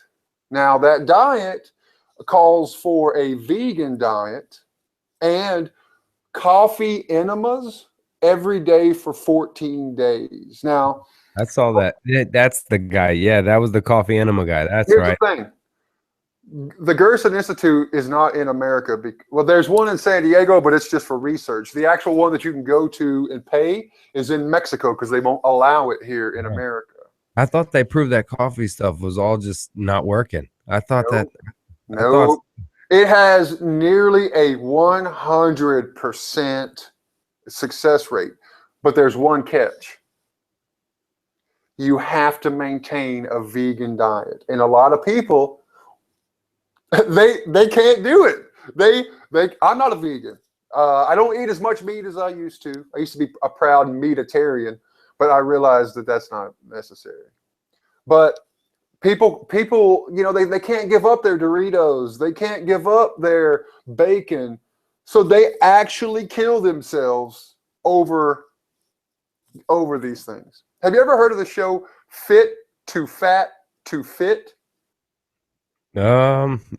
Okay, it's a TV show on A&E. It comes on Tuesday nights. Yeah, it's on TV. And I don't watch much TV, but I watch this show. Okay. Yeah. There's a very obese person. This very obese person has a personal trainer that they're paired up with. This personal trainer takes 4 months to gain as much weight as they can, usually like 50 or 60 pounds in that 4 months. Then that personal trainer loses that weight back over a 4-month period with this other person. And that way they have vested, a vested thing in this person, so that it's not just the personal trainer trainee relationship. It gets a little bit deeper. Yeah, that sounds like Steve's show. Our guy was putting together, he still is putting together a show right now, Losing It with Steve.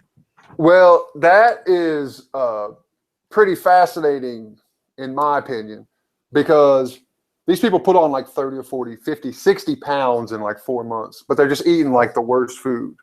But that's because the food is probably one of the biggest problems in our society, because it makes us confused. It makes us tired.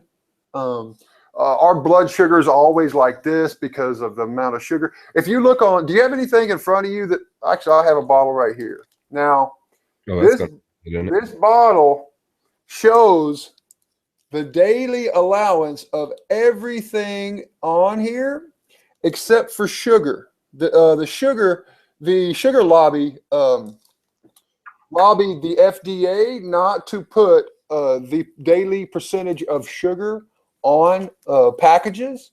Yeah. And the reason they did that is because soda has like more than a day's worth of sugar in it. So if you were to see a can of soda and it said it had 150% of the day's amount of sugar, they might sell less soda.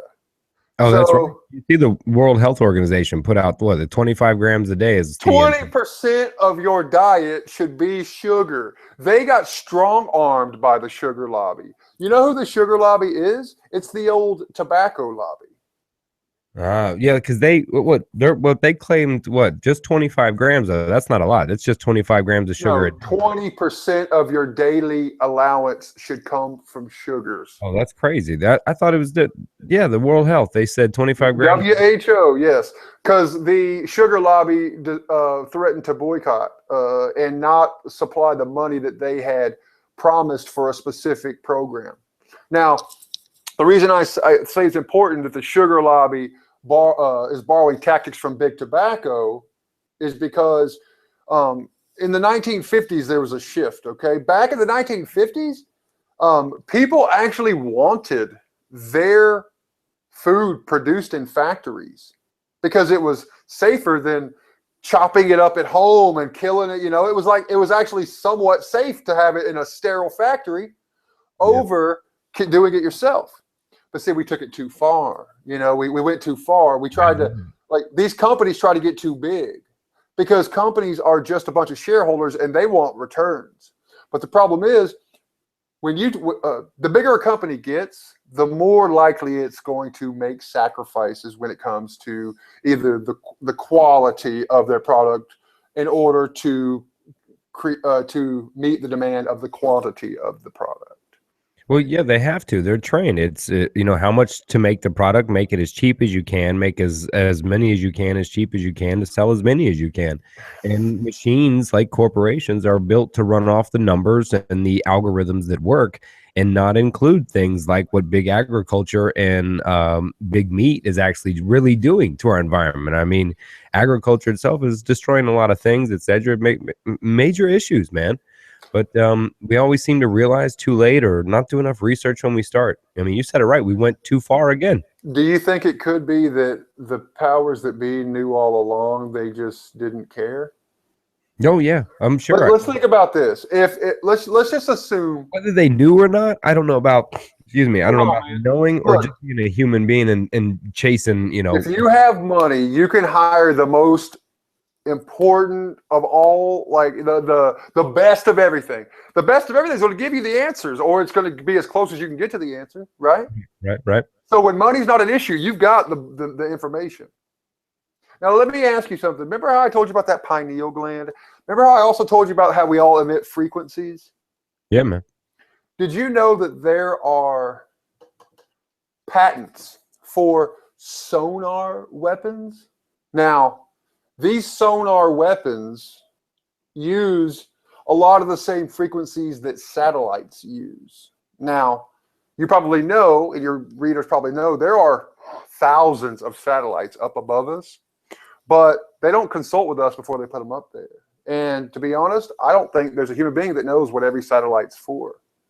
How do we know that some of those satellites aren't actually sonar weapons that are beaming frequencies into our bodies that scramble our frequency and make us confused and tired and easier to control? Well, I'm. Hey, who knows, right? We How do don't we, know. I'll but tell you, could it be I mean, of course, well, of argue course. against that. Argue, because see, here's the thing. Have you ever heard of the conspiracy theorist? His name is David Icke. Yeah, no, I haven't. But the argument would be what is, oh, no, the government cares about you and money doesn't run this country and corporations are not in charge. How many That would be examples does it the take? argument. Okay, here's something this gets me fired up. But this is probably the worst trait of Americans. Okay, on an individual basis, if we were lied to, if you I'm gonna put you in this scenario. Let's just say you have a girlfriend. Okay, you could have a wife. I don't know, but we're just going to say for the sake of this example, and your wife. Okay, we all agree trust is the most important part of a relationship. Okay, now in our personal relationships, we value trust more than anything else. So much so that if you lied to your wife on something that was bigger than just a white lie that we all tell to just not, yeah, honey, that looks good on you, or whatever those white lies are. If you told her a lie and you got kind of caught, for the rest of your life or y'all's relationship, if it survived, she would constantly remember that one time you had lied to her. Now, that's not even anything against her. We should be that way because people should have to constantly prove themselves every day to us. Just because you say you love me, prove that you love me, or whatever the case may be, okay? Now, all it takes is one time for our most intimate relationships to crumble. But we can be proven too, that time and time again, the companies that we buy products from and that we identify with as brands lie to us, get caught doing all these sinister things, but we push those aside and continue to be loyal to those brands, which is completely against how we actually act in our own personal relationships. Because if somebody lies to my face, they are no longer considered an ally, they're an enemy. But when something gets done when it comes to the food industry, or whether or not 9/11 was an inside job, or all these types of things, we can't imagine that these things would be possible. Well, as a conspiracy theorist or an alternative theorist, all you have to do is be right one time and identify with someone, because you don't know what their one identification is going to be. With a lot of people, it's my evidence that 9/11 is an inside job. I personally believe that one of the princes of Saudi Arabia is the one who arranged it all through American channels and America. I don't think that President Bush knew anything, because I don't think he was really smart enough to know anything, but I think that Dick Cheney probably knew, and a lot of other people, but that's neither here nor there. They used holographic planes. Google holographic plane 9/11 on YouTube. You'll see most people are too busy. There's a 20-second clip that shows it was a hologram plane. Have you ever seen it? No, I haven't, but I'll be looking it up now. Look, I too have Well, questions about this stuff, man. I promise you, if you look up free energy event. Hold Okay, on. so Repeat that again. there's this woman. Her name's, I'm about to tell you. Hold on. I'm going to read directly from it. Google Dr. Judy Wood. All right. Dr. Judy Wood is the leading engineer structurally in America and has done extensive research on 9/11. She says that some sort of energy source that we don't know about is what caused 9/11 because it literally disintegrated. Yeah, I heard. I mean, people have talked about hearing explosions going off in the building. I mean, That's because the weeks prior, agents from the ATF and the FBI were planting fucking explosives in there. So that when the hologram plane came close to the building, that's when the explosions would happen in the line of a plane on both sides. But see, the thing is the plane wouldn't go through the building. But most of the explosion came out on the back side as though the plane went through the building through steel. yeah, they were even showing some evidence about heated bins in the steel frames, about how it even demolished and crumbled straight down like a demo of a building. There's a lot out there. The best evidence to me is Bill Cooper.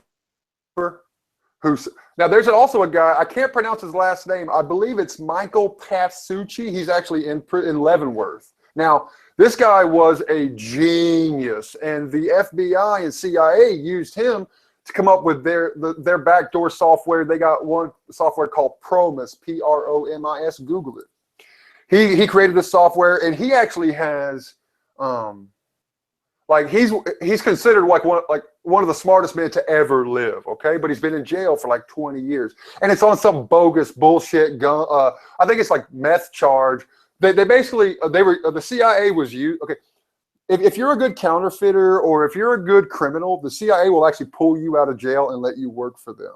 So if you're a good enough criminal, you don't need to be in jail. But that's nothing short of what the feds and DA do for Exactly. So they had this guy working for them. Well, this guy is it created hundreds of different things for the Department of Defense, and had a lot of contacts in the Middle East. In prison in I believe it was March. So Bill Cooper was in June 28th, 2001 is when he proclaimed all this stuff about they were going to blame something on Osama bin Laden.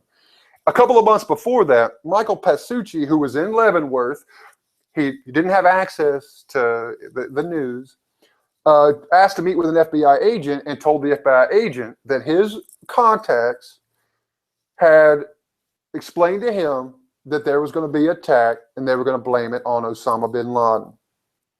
This was in April or whatever. They left. They didn't do anything about it. They didn't. The FBI, the CIA didn't do anything about it because they were in on it. But they didn't do anything about it. But then, the day that the day after it happened, they came and saw him and roughed him up in prison and blamed him for being a part of it because he knew about it ahead of time. But okay, so the way that the government, a lot of people say that conspiracies can't work because so many people had to be a part of the conspiracy. Right. I'm here to tell you that is not true.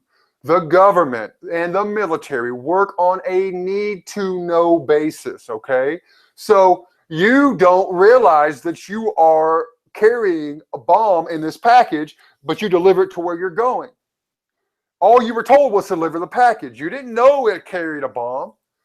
You were just on a need-to-know basis. So let's just take a regular corporation, okay? A regular corporation is built like a pyramid. Here at the bottom, you got all the workers, the worker bees, the people who make all the money. You got middle management here, and then you got, let's just say, the chairman here. Workers and middle management go to work, they go to lunch, they clock in, they clock out, they bust their ass to make their money, they go home, and they eat dinner and have a beer and watch TV. They have no idea what the small group of people at the top have planned as an agenda for the entire corporation. So they're actually aiding terrorism or whatever it is, because this corporation's main motive at the top, who only 5 or 10 people even know, is sinister. But the middle management's like, no, it's not, because that guy's not included, so he doesn't know. So, like for example, they say that DEA agents or ATF agents came in and put the bombs in the World Trade Center. Maybe they didn't know that's what they were doing. Maybe the bombs were in packages or something else that looked like a repair job of some sort. Who knows? But just because. Well, that's a scary notion, man. I mean, like I said, when you touch on people's cognitive dissonance, to think that even remotely true, it could be that. But like I said before, if I pulled somebody to the side and said, hey, do you think the big banks in Wall Street are out for you and looking out for you? They're going to tell me hell no. They're going to tell me not at all. And I mean, this election year explains a lot of it too. So people are very quick when you ask them, do you trust the government for X and Y, to go, hell no. But then if you put something to them that actually challenges everything they've believed up to date, that cognitive dissonance can be so strong. Like I said, they've done research where they're showing where people refuse to move from their home knowing a river would flood in X amount of days, and refused to because it was too much to believe and end up dying. Why people at 3 and 5 miles back took off. You know, so I mean, that's so strong.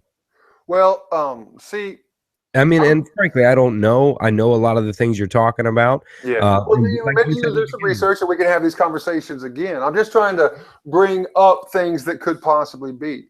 The reason I think the way I do, I moved around a lot, but I come from a small town. I've lived in small towns and I lived in big cities. And I've seen what small towns do to you, and I've seen what big cities do to you. Small towns, there's not a lot of diversity. Big cities, there's a lot of diversity. In big cities, it's not scary when a Muslim family moves into the neighborhood, because there's probably 3 or 4 Muslim families in the neighborhood.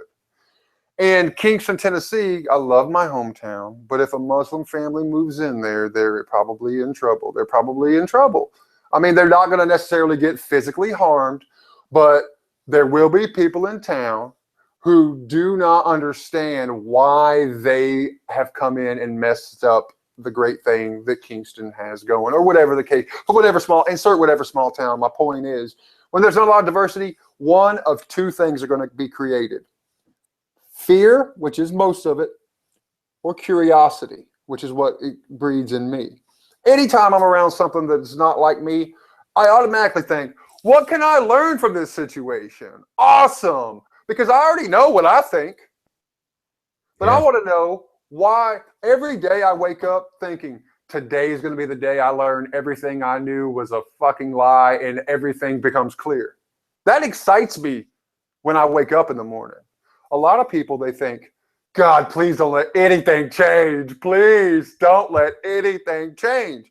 The thing is, things are going to change anyways. Life is going to change. Your body's going to change. If there was you ever seen the movie, I think it's called Just in Time or In Time. It was a Justin Timberlake movie where on their arms, I think they had like the amount of time left in their life. Yeah, it was a good movie. Imagine if that was real. Imagine the motivation and urgency that people would have. Even if it said 40 years, you would still be like, only 40 fucking years. Oh shit. You know? Yeah. We start comparing ourselves. I'd be like, that motherfucker says 39. I'm going to live a year longer. You know what I mean? Like, it would be, we would squeeze everything out of life. You know, we wouldn't sit here and go, well, I'll just trust those people, because we wouldn't trust them. We wouldn't trust our own family if they lied to us. But people can't reconcile. And meanwhile, people will walk through a grocery store, read the word natural, know it means shit, and probably means poison. And you're right. Forgive that brand every time they buy it, day in and day out. When I woke up, man, I'm realizing some of the things in the normal spices that you buy, you're putting on food. You saw McCormick has finally agreed to pull out some poison and go all the way, right? So, I mean, you speak to something strong that I think if I walked up to any father or mother out there and I tried to hand their son or their daughter, I don't know, some chemical to try, they would more than likely fight, call the cops, defend their child. But it's okay that I'm going to go to a grocery store and I'm going to hand them tons and tons of poison directly. And you know what I'm going to do to those people that are sold me it and told me it was natural? Nothing. I'm going to buy it again next week because it's what we know. It's what we're comfortable. And you know what? It's what I deserve. But I'll tell you one thing, man, like using critical thinking in all aspects of your life it's exhausting because people around me get frustrated with me because welcome to my world, man. Yeah, man. Anytime something says new and improved, 33% more for the same price, I question that because I know that marketing is the biggest way to fool us. We don't investigate these things. We believe them blindly. So new and improved just means we changed the fucking package and charged you $1 more for the same thing. Well, I ask him if it's new and improved or extra strength. What did you make the first time? Exactly. But people want to have a sense of reality that maybe kind of is comforting more than is real. Well, Now, you spoke to an arrogance. Human beings want to know. And even if we don't know, we fill it with answers. And the medical field does it by calling things diseases, that we were not sure about. I mean, we create things that we don't know in our human arrogance because we need answers, and unknown just doesn't fit. And I could apply that to a lot of conspiracy theorists too, that have to solve something because it has to be. Well, and we look for patterns. We do look for patterns. Right. That's a human trait. And as you hunt those patterns to find, I mean, that's just natural is what we do. And so you could push it that way or the opposite way in the same. But for the most part, people aren't willing to question their own patterns that they create because it involves their life, their choices, and their experience. And it's what they know. And so to question their own pattern or to point out a irresponsible pattern as like maybe feeding your child poison. And this is too much. This is too much. And I just can't take it. Look, I'm telling you, we lost probably a third of the viewers within 30 minutes of talking to you. And then they come back and you can see them drop on and drop off and where it picks up and where people can't take it. And I'll get the emails over the next couple of weeks. I promise you that are guests on those. But like you said, if people aren't willing to at least question, and it starts by questioning yourself, well, then you're just sheeping the whole fucking ride. The best part is I'm not even saying these things are real. I'm saying that these theories are out there and they make just as much sense based on the evidence as the theories that we're told. What is the job of the Federal Bureau of Investigation? To investigate, to find the truth. Who investigates against what they're investigating? Nobody, right? Well, the people who do are just conspiracy theorists. We take the facts that we can prove and try to put together our own, like their own theories of what might have happened. That's all that a cop does. But you're considered kooky because you're not going along with what you're told. But let me ask you this. You devalue someone's life right away because when you say something that hits that concrete belief, they believe something based on what they've experienced. And so when you hit that, you devalue them. And so that's why it's immediately greeted with offensiveness or defensiveness, is because you hit that concrete dissonance. Let these people, anybody, look up the information and think for themselves. Don't take what anybody says as gold. I mean, not even your parents, because even your parents have their agenda too. Their agenda is, to better you, but it may be different than your own agenda. No, say it, bro. Parents force their fucking beliefs down their children's throat and try to make little micro versions of them while they shove them out into the world, wondering why their kids make the same mistakes they do. Like I said, all this information is available to everyone, but the thing is the only reason it's not on ABC is because 7 corporations own the mainstream media. And those 7 corporations trickle down to thousands of products. So if you stopped watching ABC because ABC said something you didn't like to hear, but you needed to, the world is a matrix, essentially. You're not going to watch it, and then they're going to go out of business because they're in business to make money. Let me ask you a question. You're a big cognitive guy. I want you to explain something to me. When a thought pops into your head, you don't think of it for it to pop into your head. It just pops into your head, and then you have that thought. Convince me that that is not someone sitting behind a computer and typing in a command, hitting enter, and it's showing up in your conscious. All right. If let's see what I can do. If we can tap back to the first evolution of where man came from, we talked about it early. And for instance, an example, we may have been sitting around a fire at one point in our life and sitting tightly, and a brush breaks, and then our guy sitting next to us disappears by a devil in the night. And, something we could trace to is why it's weird that most kids on every continent are scared of the dark. And you could link this to the idea that, like you said, the dark was the devil. That's when animals feeded. That's when they most still do. That's when you disappeared. And frankly, if you slept in a place, you could wake up and your buddy was gone in the morning and a blood trail left it. So if we tap back into our whole evolutionary period of what we've experienced, and now they've proven that we even pass down what we experience in the womb, that women pass down PTSD even before children are even born. And taste, I mean, children are known to come out and fear their father's voice if they were yelling a lot during pregnancy.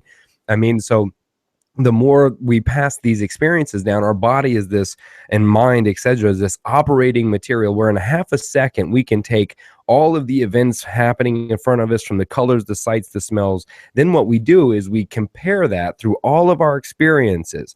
But because we have so many experiences of evolution, what we do to fasten, make it go quicker, is we concrete beliefs, things that we believe to be reality and true regardless of anything, even though you and I both believe there is no reality. And if there is no reality, then, well, most don't believe that. So then what we do is we concrete our realities to say, this is what we believe, this is what I know, so we can respond faster to smaller things and events in our lives. And so if we're amazing creatures, that we can take our Rolodex, if you will, our data, our memory of experiences, and then quickly compare them to a present event, looking for fear or flight, right? Do we fight or flight? Is this friend or foe? And then we filter that all the way to our reason and our new things that we believe to be true. And if they associate with what we believe, if they do not devalue what we believe to be true or any of our past experiences, if they learn parallel, then we create the thought that constructs the feeling that we have. So we go from experience to belief to thought to feeling, and then feelings predict behavior. And that's how I would say over an evolutionary period. But what this culture has taught you to do, and us, not you, but all of us to do, is to simply feel for how you think and feel for what you believe. Well, that's reverse ass backwards. You can't just have a feeling until you have a thought. We conjure feelings with our thoughts. Our thoughts are meticulous sentences we put together with purpose and intention and meaning to conjure up and prove that what we felt initially on instinct based on our past belief must be true and must be reality, aka the concrete belief. And until, like we said at the beginning of this, that we can question all those concrete to believe, well, then we simply keep responding as if the brush is breaking and we stab the person, only to find out it's not evil or monster this time, it was your fucking neighbor. I just got a Will Ferrell and old school moment. From, do you need to take a drink of water? Because you just went off. But that was good. That was good. That's where I would say, instead of a command or computer program, that we I would say, yes, we are programmed behaviorally, evolutionary, cognitively, environmentally, all of those genetically somehow combine in some spiritual thing that we call spirit now.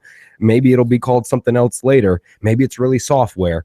Who knows? But it all kind of comes together in this culmination. And for me, brother, the hardest thing the thing that pulls me most away from anything synthetic existing is the idea of love and understanding and community.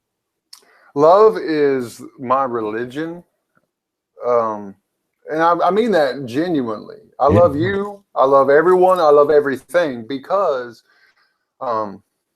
my friends call me annoyingly positive. You know, like I said earlier, I don't skip a beat when something goes wrong, because there are going to be setbacks, and I'm just glad that that setback wasn't twice as bad as it was.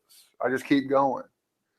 And it's created almost like a bulldozer effect that has kind of hardened me, where I don't get attached. You know how I call it making friends with the monsters in your closet. I also call it perfecting your left hand, because I mean, we all, as we get older, we start to kind of like mold life based on our strengths. The problem with that is that your strengths are your strengths. Your weaknesses get weaker, they get atrophied like your body. So what I try to do now is I try to make myself as uncomfortable as possible as often as possible. I try to put my good hand behind my back and try to only use my bad hand in life, and really like just look at myself at like almost like to waller. It's almost like depression, but it's self-inflicted to motivate myself. What I learned about myself is that what you want from me, or you putting money in front of me, it really just, it can get something out of me. But to get the most out of me, it has to be me wanting to show me. And my life is a lifestyle. And it's a lifestyle like this. The tortoise and the hare isn't about a race. It's about that fucking turtle is still moving forward. Forward is forward. There's no shortcuts that's going to last. Now, there's shortcuts for you to get to the next step, but then you got to catch back up so that you can get to the next step. I think a lot of people don't realize there are levels to this. There's levels to everything. Like you hear Drake will say, and I actually think it's funny, but they'll be like, there's levels to this shit, because, you know, once you get to another level, it's almost like in the gym when you plateau and then you break through that plateau. There's an entire new world to relearn. So people like werewolves is to kind of have an alternate theory ranking system where, you know, a 1 is something that everybody can believe. You know, that cigarettes kill you, and they spent a lot. They didn't admit that till 1998. Yeah, they held out a long exactly. time. And those are things. That's a 1 on the you know, because that's, anybody can believe that. But can a lot of people believe that there are 129 deep underground military bases in America right now? Most people can't believe that. I would, yeah, I would. Makes sense. Well, there are supposedly 129 underground facilities in America where the military operates or what have you. But wouldn't the military need to be up here to protect us? Like, what they really have under there is other things. They're protected. One thing that they have is they have resources. Like the elite, that's where they'll go if there's an apocalypse. So there's like underground cities that already exist, so that if shit hits the fan, boom, they're good. You know, they're good.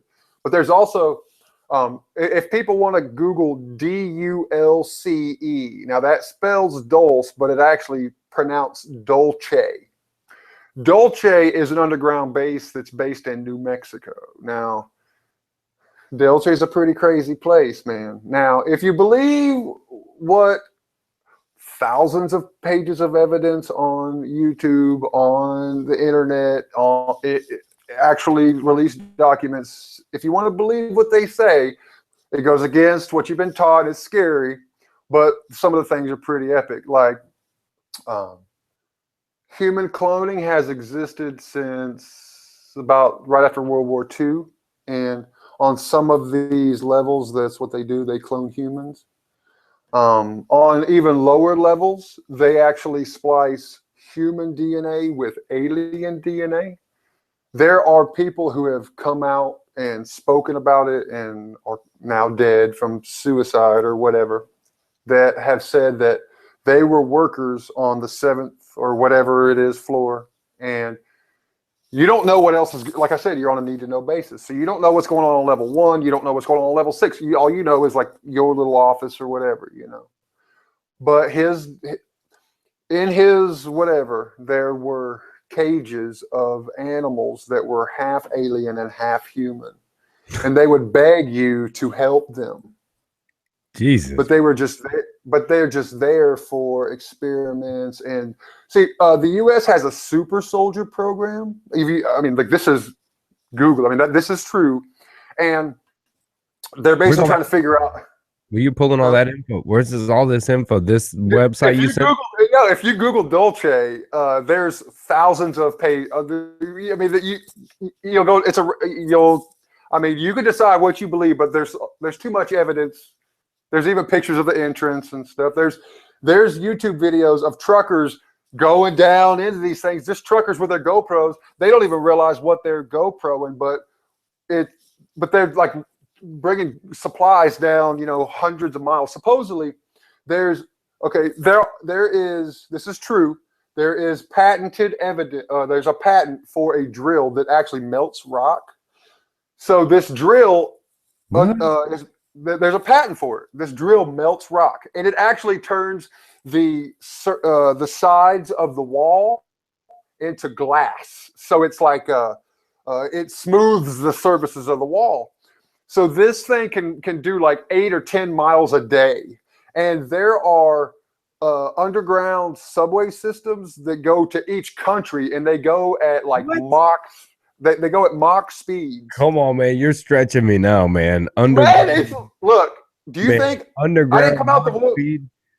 This is like, look, the patents are like, this is not just me thinking this is crazy. Okay, tell me something. Did you watch Making a Murderer? Yeah. Okay. Now, this goes not just for Making a Murderer, but someone can really identify with it through Making a Murderer. In this country, remember how I told you that relationship between the trust in a relationship and how it's kind of weird. It's different when you're talking about a corporation.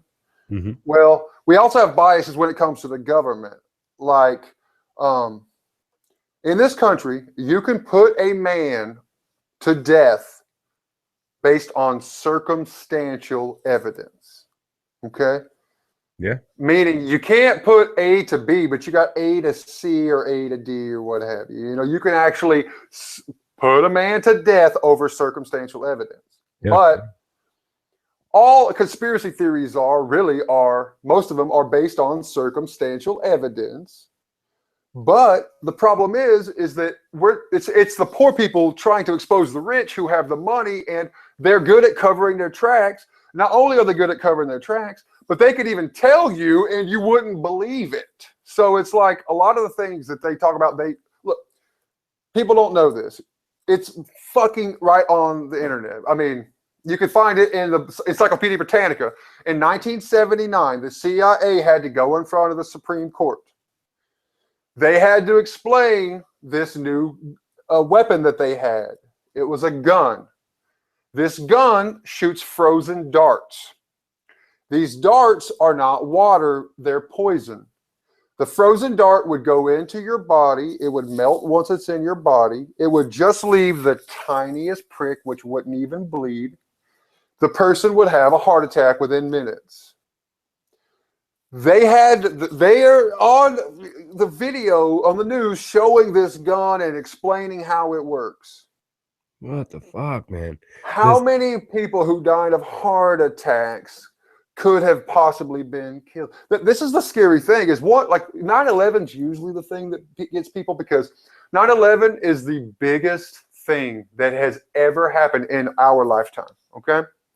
And for people to realize that they may have lied to us about 9/11, it's usually the match that gets people's curiosity going.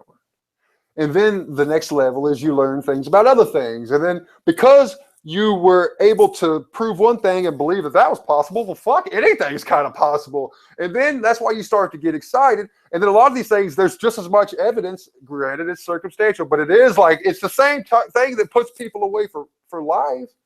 But it's just like, They, like, for I example, can tell you this: if you disappear here shortly, I'll pick up the torch and start all the shouting myself right now, because man, you keep checking the door there, man. No, no, but you know, the wow, I don't know why they'd still be using those same shitty oil drills and spilling all that stuff. If they got underground Mach 4 subways to countries, that's out there. well, that's actually not out there, man. Look at this. Okay, they've I got guess us. if we're talking about going to Mars, right? But think about this. If some of the animals that we had on this planet we found on Mars, they'd be an alien. But because Sure. they're on this planet, they're not an alien. Sure, there's See, some deep diving animals that are the most totally logical thing for me on how we got here was probably as organic matter on some sort of asteroid that hit the Earth and it left it behind, and then we grew. Joe Rogan believed, well, I don't know if Joe Rogan believes, but he has said on his podcast that it's possible and makes sense that psilocybin mushrooms are actually aliens that you can only communicate with when you ingest them. Hmm. Hmm. Well, I can say I've been on a few of those Me too. adventures before, and I've come out referencing naturally they. I have to, I mean, that's honest. I don't want to, I don't want to sound as crazy as you, bro, because you're winning right now. But truthfully, I've come out of those and referenced they and caught myself going, what's they? Who? Wait a minute. Who am I? Who was showing me all the shitty things about my life? Who was showing me all the things I needed to change? You're Yeah. right. And I've heard arguments, it's your inner conscience, things you knew already that you're bringing to a forefront with the use of dimethyltryptamine, right? I mean, but I'm just speaking honestly. I have come out of that before and been in many conversations and said they.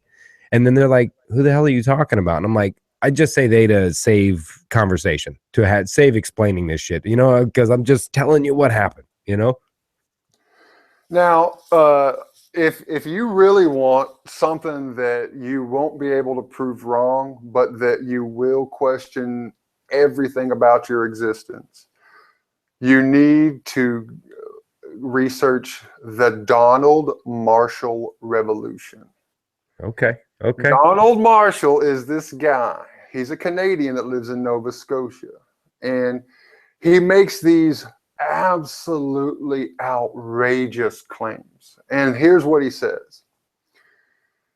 He says that he, at night, when he's sleeping, his consciousness gets transferred into a clone. These clones are stored in these arenas in secret places around the world. These arenas are arenas where, okay, so the elite use these clones for sexual and violent satisfaction. If they see a pretty girl on TV, they can actually use her DNA through her doctor to clone this girl and then fuck this girl. And then, but she has to be asleep, because when you're in REM sleep is when they can plug in your consciousness and then you become this thing.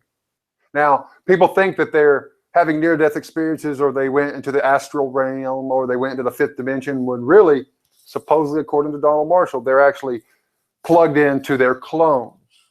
And there's a couple of different types of clones, but he says that Now, are you in on this one? You believe it? You fully well, on it? I'll tell you. No, I'll tell you this, man. I'll tell you this. He connects a lot of the dots in a lot of things. You need to look up David Icke. David Icke, Icke. He's a British guy. He used to be he played professional soccer, and in 1992, he was, I think it was 92, 91, 92. He was in a bookstore and he felt something urge him to go into this section, and this section was about conspiracies and things. So he started reading, and he started to get these crazy ideas, and he felt like they were inspired not by God necessarily as we see it, but by a higher power to be a messenger for us. And he speaks at 12-hour events that have hundreds of thousands of people. Okay, he's the most famous conspiracy theorist in the world. He believes such crazy things that the aliens underground use the moon as a antenna. It's not, it's hollow, and that there's an antenna that's shooting that, remember that beam I was telling you about that could dumb us down? He believes it's coming from the moon, that the moon is actually an actual Death Star. Like, do you know? They're using that. So the aliens are underground. The rich people are also underground. Or no, I'm sorry. Our military's underground. Our Right? military, no, they just call these things underground military bases so that when they get exposed, because I mean, you can't hide. I mean, you know, then they can say they're for military use. But then if you ask what type of military use, you know what you're going to get. You're going to get, oh, well, that's classified. We can't tell you Area those 54 things. shit. Which is really just us saying, ha, we don't have to tell you. Yeah. And I mean, you're talking like Area 54 type stuff, right? Area 51. 51. Now, Sorry, shit. that's okay. Have you ever heard? Okay, so you ever heard of MK Ultra? Yes, I know it's ringing. Yes, but From 1955 or 56 to about 1975, the CIA conducted mind control experiments under the program called MK Ultra. Now, was this proved like a 50-foot? The guy from like 50 feet away, like read the dude's mind or something like that. now that's called projecting. That is when you're able to use other parts of your brain, or that's not what I'm talking about. Okay, all right, yeah, I'm off. Go ahead. No, that's okay. What I'm talking about is that. Let me see the best way to explain this.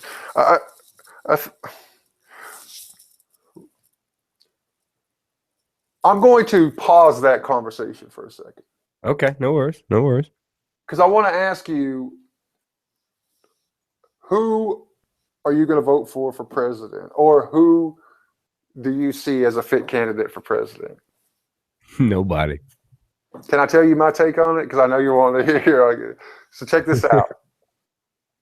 Republican race is a bunch of crazies, obviously. I mean, Marco Rubio has a little bit of character traits that I like. I mean, maybe in 20 years or maybe in 14, I think Marco Rubio could eventually be a president. He kind of has.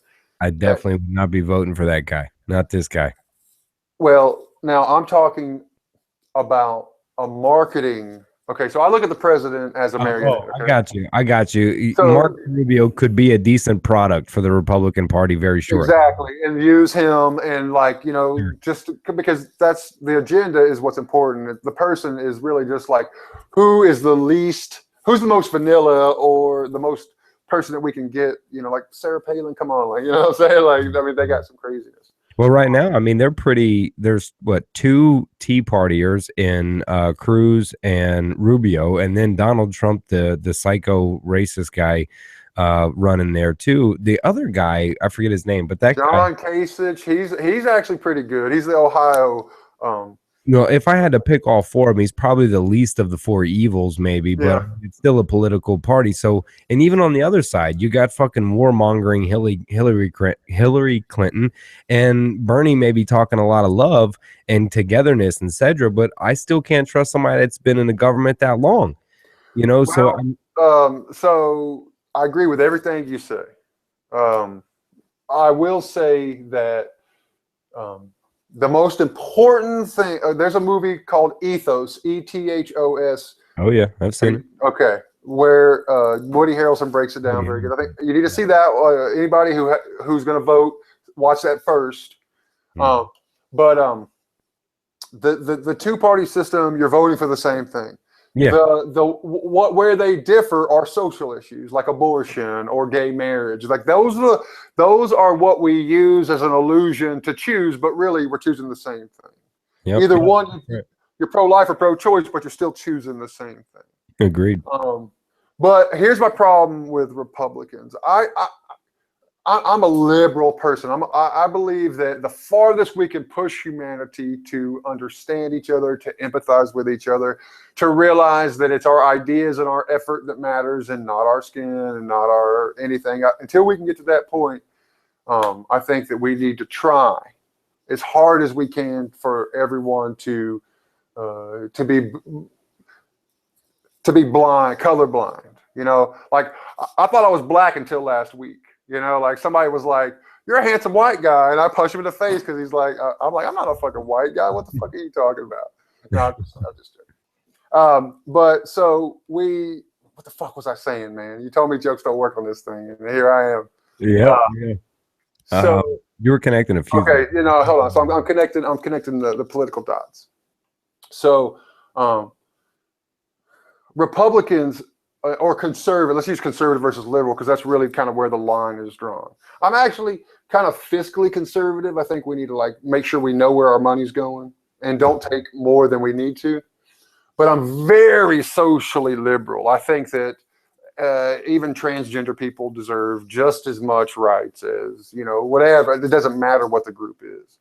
Even if it's one person, as long as they can justify their differences, they should have, you know, whatever. Yeah, if we all want freedoms, you got to be okay with somebody waving the rebel flag as well as you got to be with somebody waving another flag. I mean, you have to be fine with that. With the freedom comes the open freedoms to all.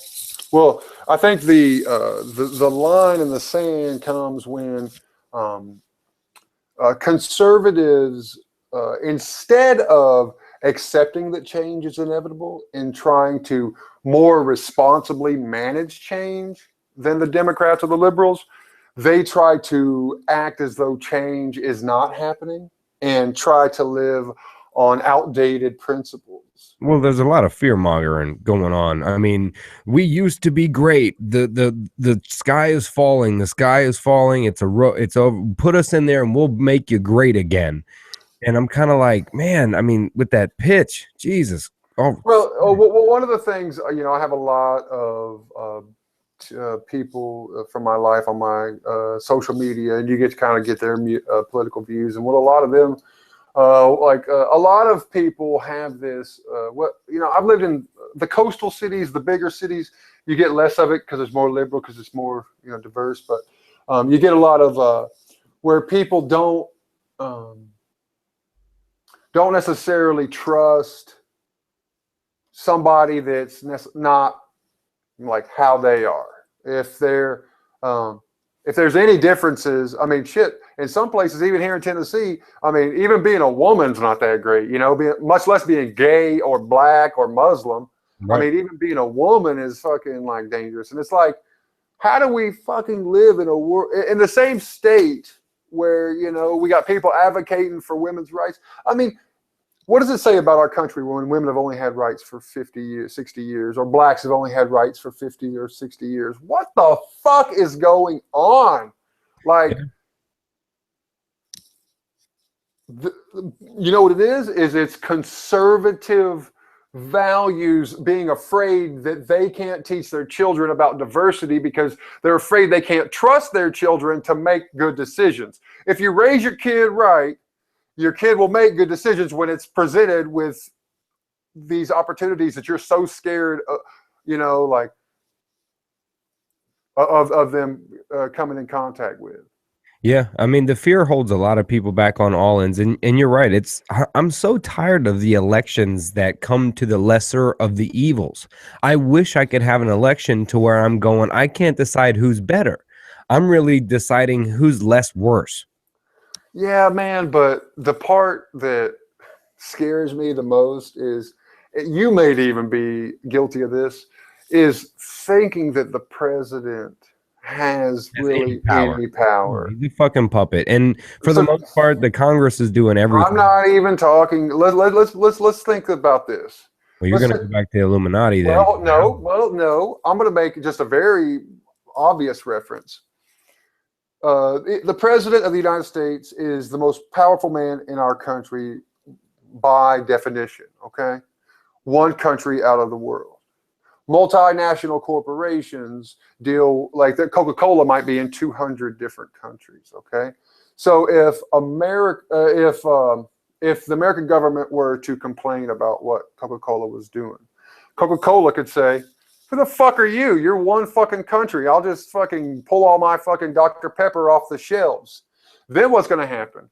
People are going to be like, where the fuck is my Dr. Pepper? And then those people are going to blame the government as though the government pulled that off of the shelves. When in actuality, It was a leverage play by the corporation because they actually do have more power than any one country. They Well, basically dude, the TPP agreement says that, the Trans-Pacific Partnership Trans-Pacific Agreement. Partnership. I mean, those are you ever heard of the Trilateral Commission? This is essentially in the same kind of realm as you're just passing out the power to lawyers, corporate lawyers that make decisions for your local community.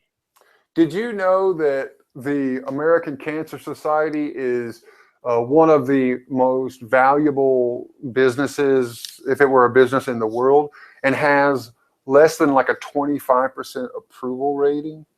It was started by the Rockefeller Foundation, so it's oil money, but they're not necessarily trying to cure cancer. And so a lot of their money goes to their board members and these programs, which are, whatever, they're half-assing, but I mean, imagine how many like March of Dimes things there are that all go to these people's pockets.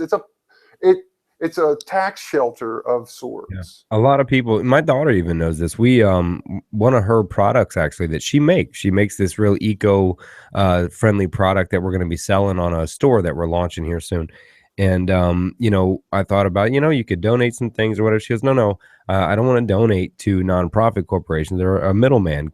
Let's just donate it directly to a specific person for a certain reason. Absolutely. And that younger generation is seeing that, they're starting to see why, and you're right. The tax havens, the philanthropy, I mean, hell, Goodwill is one of them, the Salvation Army. These guys make billions of dollars, and the nonprofit just. Well, you know what's funny is Goodwill is actually a private company, right?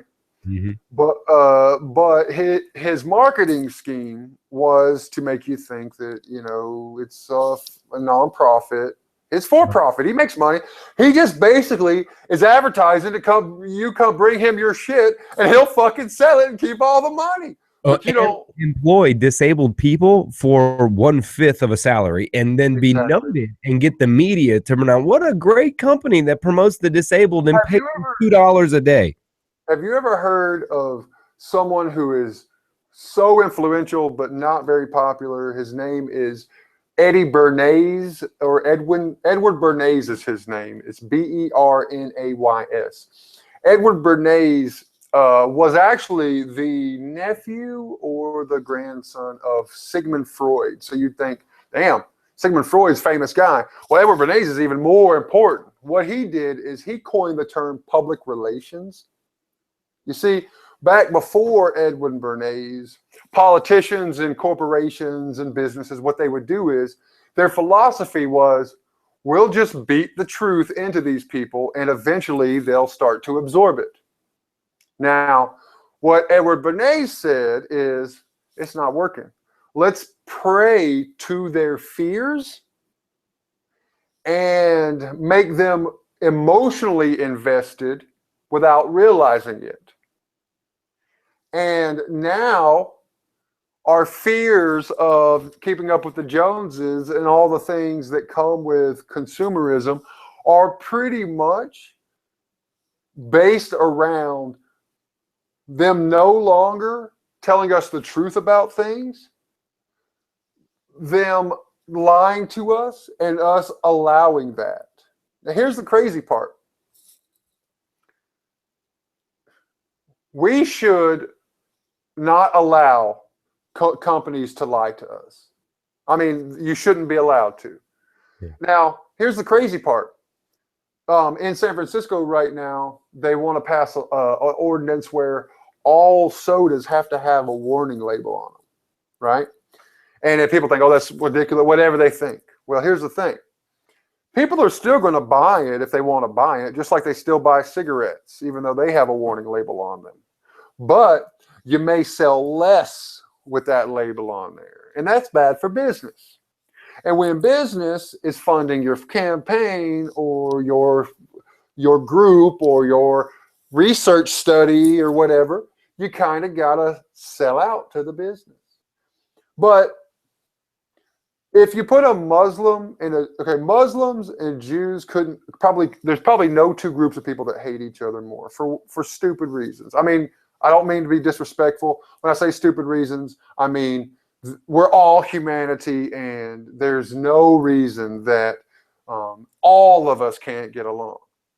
But the reason I call them stupid is because if you put a Muslim and you put a Jewish baby in a crib together, they're not going to try to kill each other. They're going to suck each other's thumbs or do what babies do or toddlers do. They're going to, even if they're, Ron did the same thing on our podcast yesterday. He leaned in. It was like an Asian baby, black baby, white baby. They're just going to play around with each other, hang out. These things are taught. Hate is taught.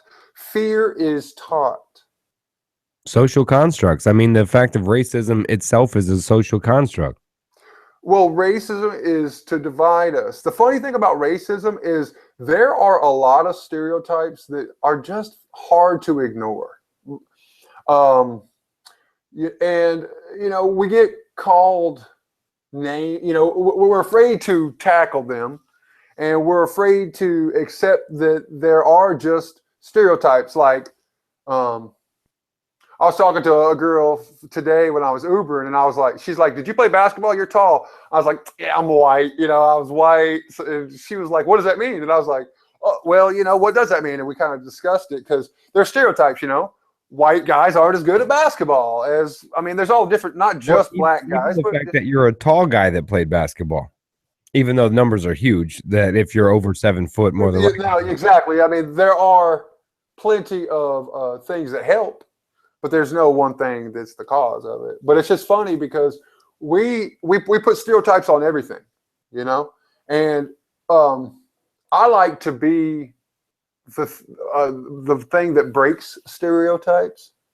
Like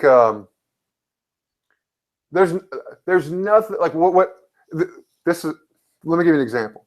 Anytime I get an old person or a black person on a paddleboard and swimming and stuff, I get real proud because most people have this assumption that if you're black, you can't swim, which is bullshit.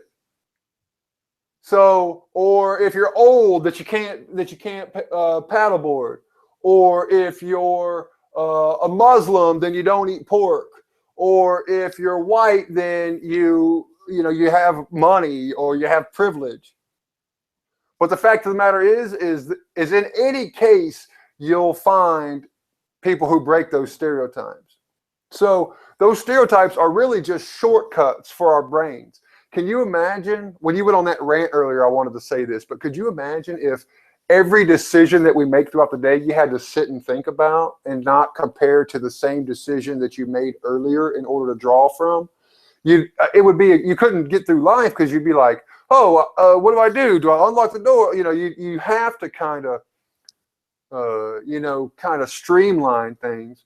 But I think a lot of times we streamline things to the individual, and that's dangerous because you don't know somebody's life. You can't, although you and I relate because we have a lot of the same goals, there are plenty of things that I would probably be like, what the fuck is this guy talking about? And vice versa.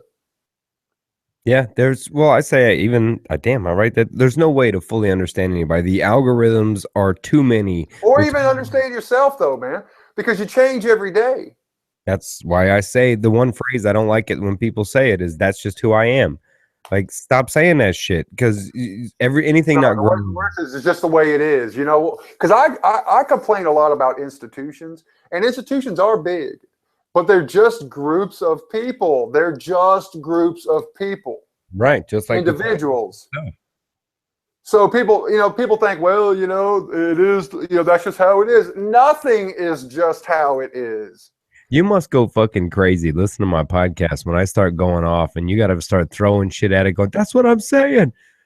That's what I'm saying. We relate on so many things, but there are plenty, I'm sure, that we would completely disagree on.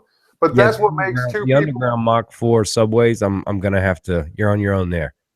Do me a favor. Do 1 hour worth of research and then tell me that I'm on my own, which is fine. Deal. But look it up, and you can see, okay, the thing is people, like when I'm trying to find out information about whether or not a conspiracy theory is full of shit or whatever it is, A lot of times you got to sit through like an hour-long documentary or things like that. Well, what I'm trying to do, or what I'm trying to get, is I want to have, 2 or 3 minute, 1 minute videos that give you the important stuff. If you want to learn more, you can dig deeper yourself, but just to kind of bring these things up and make them make sense to more people, because I think that there's something crooked going on at all times that somebody can relate to, that can help them feel like some of these other things might be happening. Yeah, man. Well, look, I want you to keep coming back. This is fun. We gotta do it, but I want to be able to come back now that I know that we can. You want to ask me some stuff and talk? Yeah, exactly. Well, yeah. Well, now, no, what's good is I love this type of shit. That's why I do it, is because Me too. I write the description of the show, and I'm writing, paddleboard guy, enthusiast for mental health and exercise, right? I'm part of it too, but I get you. But I walk into that, and now I'm getting Mach 4 Subway. I'm getting wild, amazing, I got shit to do now. I appreciate it. Now I got more fucking homework to do. And well, here's what's crazy though. Just check this out, okay? I lived in Orlando for a long time, okay? I left a good paying job to give that up, to do this full time and re-educate myself. And this is where I'm at in my journey. Nowhere near where I'm going, but a lot closer, because I'm following. If you follow your passions in life, dude, you know that. I mean, life is a totally different thing. It's like, in my opinion, even 100 years is nothing. Yeah, it's nothing. I mean, we strive, I think, as individuals to try to put out this something great, man. And my last fungi trip was answering me when it said, well, here we go with where it's, it's not about doing something great. It's about being a great person. And I think we've moved so fast to try to acquire, to gain acquisitions and experiences, that sometimes we don't realize that everything's forgotten. You can ask most people who the 10th president was, and most people don't know. I mean, so even at one point, the most so-called famous person is forgotten. I mean, the idea of legacy and destiny is almost irrational. I mean, it's irrational to chase your legacy.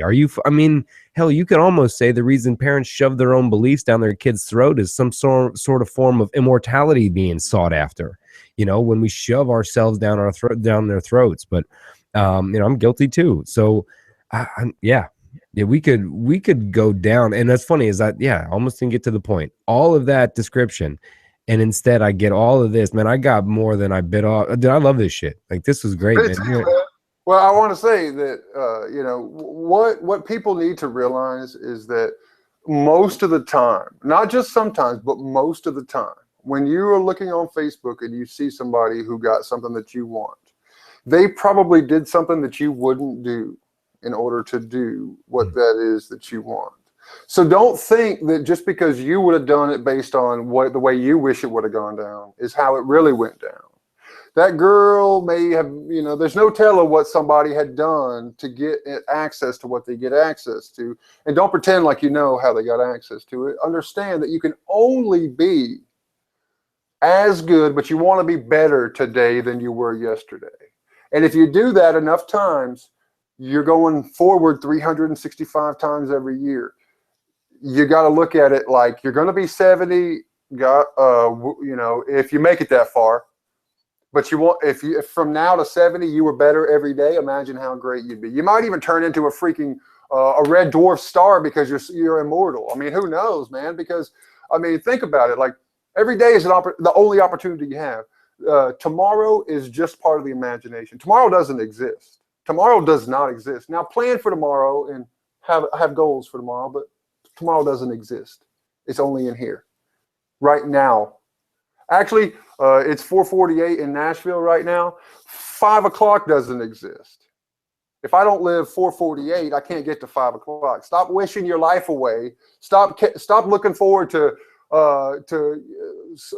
going to the beach in July Live right now. Live right now. Find what you want to do for work that's going to make it to where you don't got to go to the beach in July. You ain't got time because you love your job so much that the beach is just going to distract you, unless you want to move to the beach.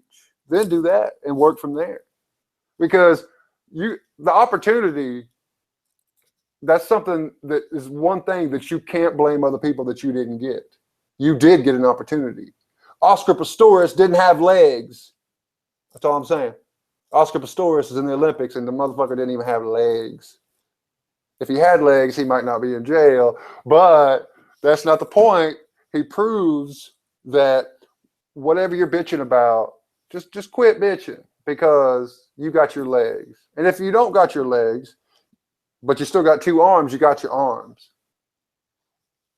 We could just be a brain in a vat somewhere, though. Who knows? The self. That's a cognitive rampage. Keep going. Keep going. You're riding out. So check this out. Religion versus science. Those are the 2 problems because they're head to head, but they're really not, because science tells us that there was a Big Bang. Religion tells us that there was nothing and then there was God spoke it into existence. Well, that's both technically a Big Bang. The only difference between the 2 is that religion puts a consciousness onto that Big Bang, and science considers it to be random events. But either way, that means at one time in the past, everything that ever was fit on a fingertip.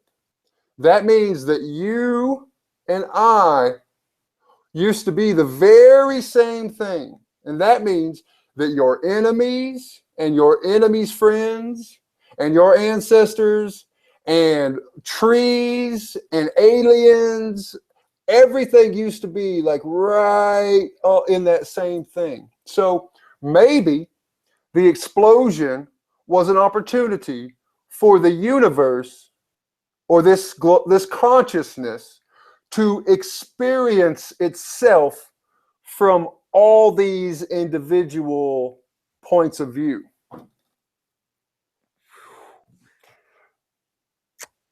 You're the universe experiencing yourself from your point of view, and I'm the very same universe experiencing life completely different, but we're both experiencing life and we're both part of the same universe. And those things, religious people and scientists agree about. So why can't we be humanity?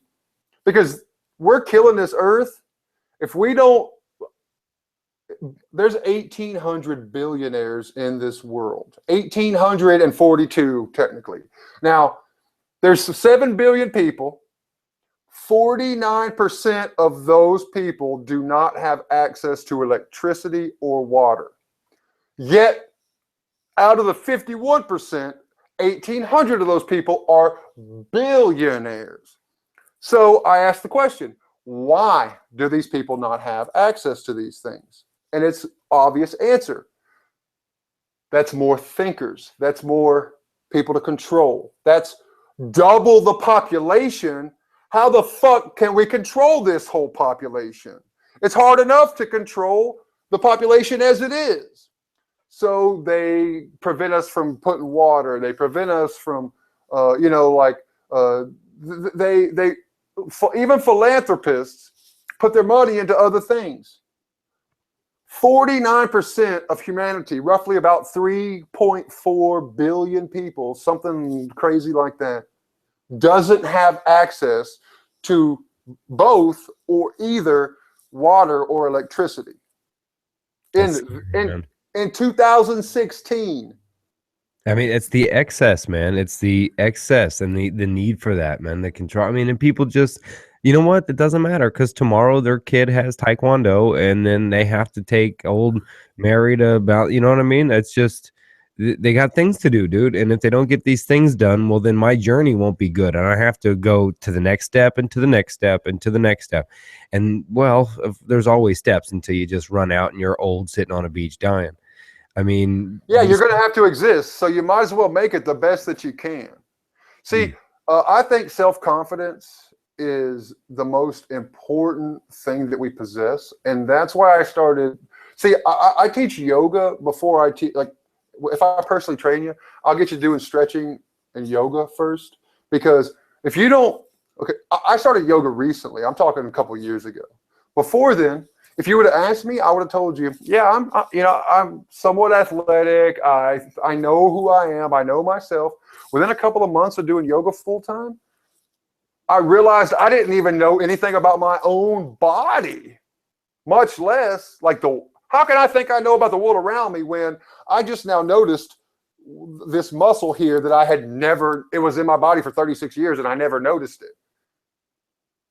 You have to start with your breath. Breathing is something that we do inherently, but if you're able to control your breath or breathe and it leads to meditation, you're going to be able to see, one of the biggest problems is these, like the ADD that we have. If you're meditating or if you're like trying to control your breathing or, trying to, these things lead to confidence that you can do. Anytime you do anything new, you are not only making connections in your brain that rewire to actually make those habits, but you're also subconsciously teaching yourself, see, I told you could. And that's what we need, because most of the time we see things as insurmountable that are really just irrational fears. If one dog bites you, that doesn't mean that every dog's going to bite you. It's just irrational. But some dogs, like some dogs aren't taught correctly and they're going to bite, I mean, you just don't know that. It's like putting your hand on the oven. I mean, some things you got to learn the hard way. Man, we on the same wavelength, bro. We got a lot of, we share similar vibrations, as you said. I told you, man. For sure. I mean, still the Mach 4 subways going far. Probably about 10 other theories too. But another law of the universe is the law of attraction. I'm sure you know that one. The movie The Secret. Likes attract likes. Thoughts become things. What you're thinking about is what you manifest. If you're thinking negative, if everybody you meet is an asshole, you're the asshole. Because you're thinking negative things and you're projecting them on all your people around you. So likes attract likes. That's what social capital is. I'm rich in social capital. I got friends everywhere, but financial capital, when you do a lot of things for free because you just really can't charge somebody for something that you enjoy doing, you gotta rely on social capital, and that's what that is. Well, expand your social capital a little bit and put people out where they can find you, man. Your websites, your social media, Twitter. You can find me in either Knoxville or Nashville, Tennessee, and we can have a discussion in person if you'd like. That would be the most fun for me. But that might be unrealistic. You may live somewhere else. You can reach me on any social media, Jason Crabtree. I mean, there's not that too many of them. Yes, put Crab and Tree together. Also, I got a couple of things. Jacob Reynolds Music, LB Ballard Music, a couple of people that are here in Nashville is my family members that they're Awarewolves too. We're trying to make you're an Awarewolve. I'm gonna get you some shirts, some stickers. I'm gonna get you to promote that shit for me. We're gonna have a good time with this. We'll put some up in the cave. I'm looking forward to it, man. I love it. My acceptance speech here, real quick. I'd like to thank Danny McNamara for putting this together today. This has been a great experience, and we owe it all to you, Howie. We owe it to you, Howie. Oh man, rest in peace, man. I know it, man. But it's been fun. I'm not gonna get off here until you force me to. So you say what you got to say or whatever you got to do. I'm sure you got kids to go feed or whatever. I don't know. No. She's 16. She feeds herself now. She's driving herself now, bro. That's freaking terrifying, isn't it?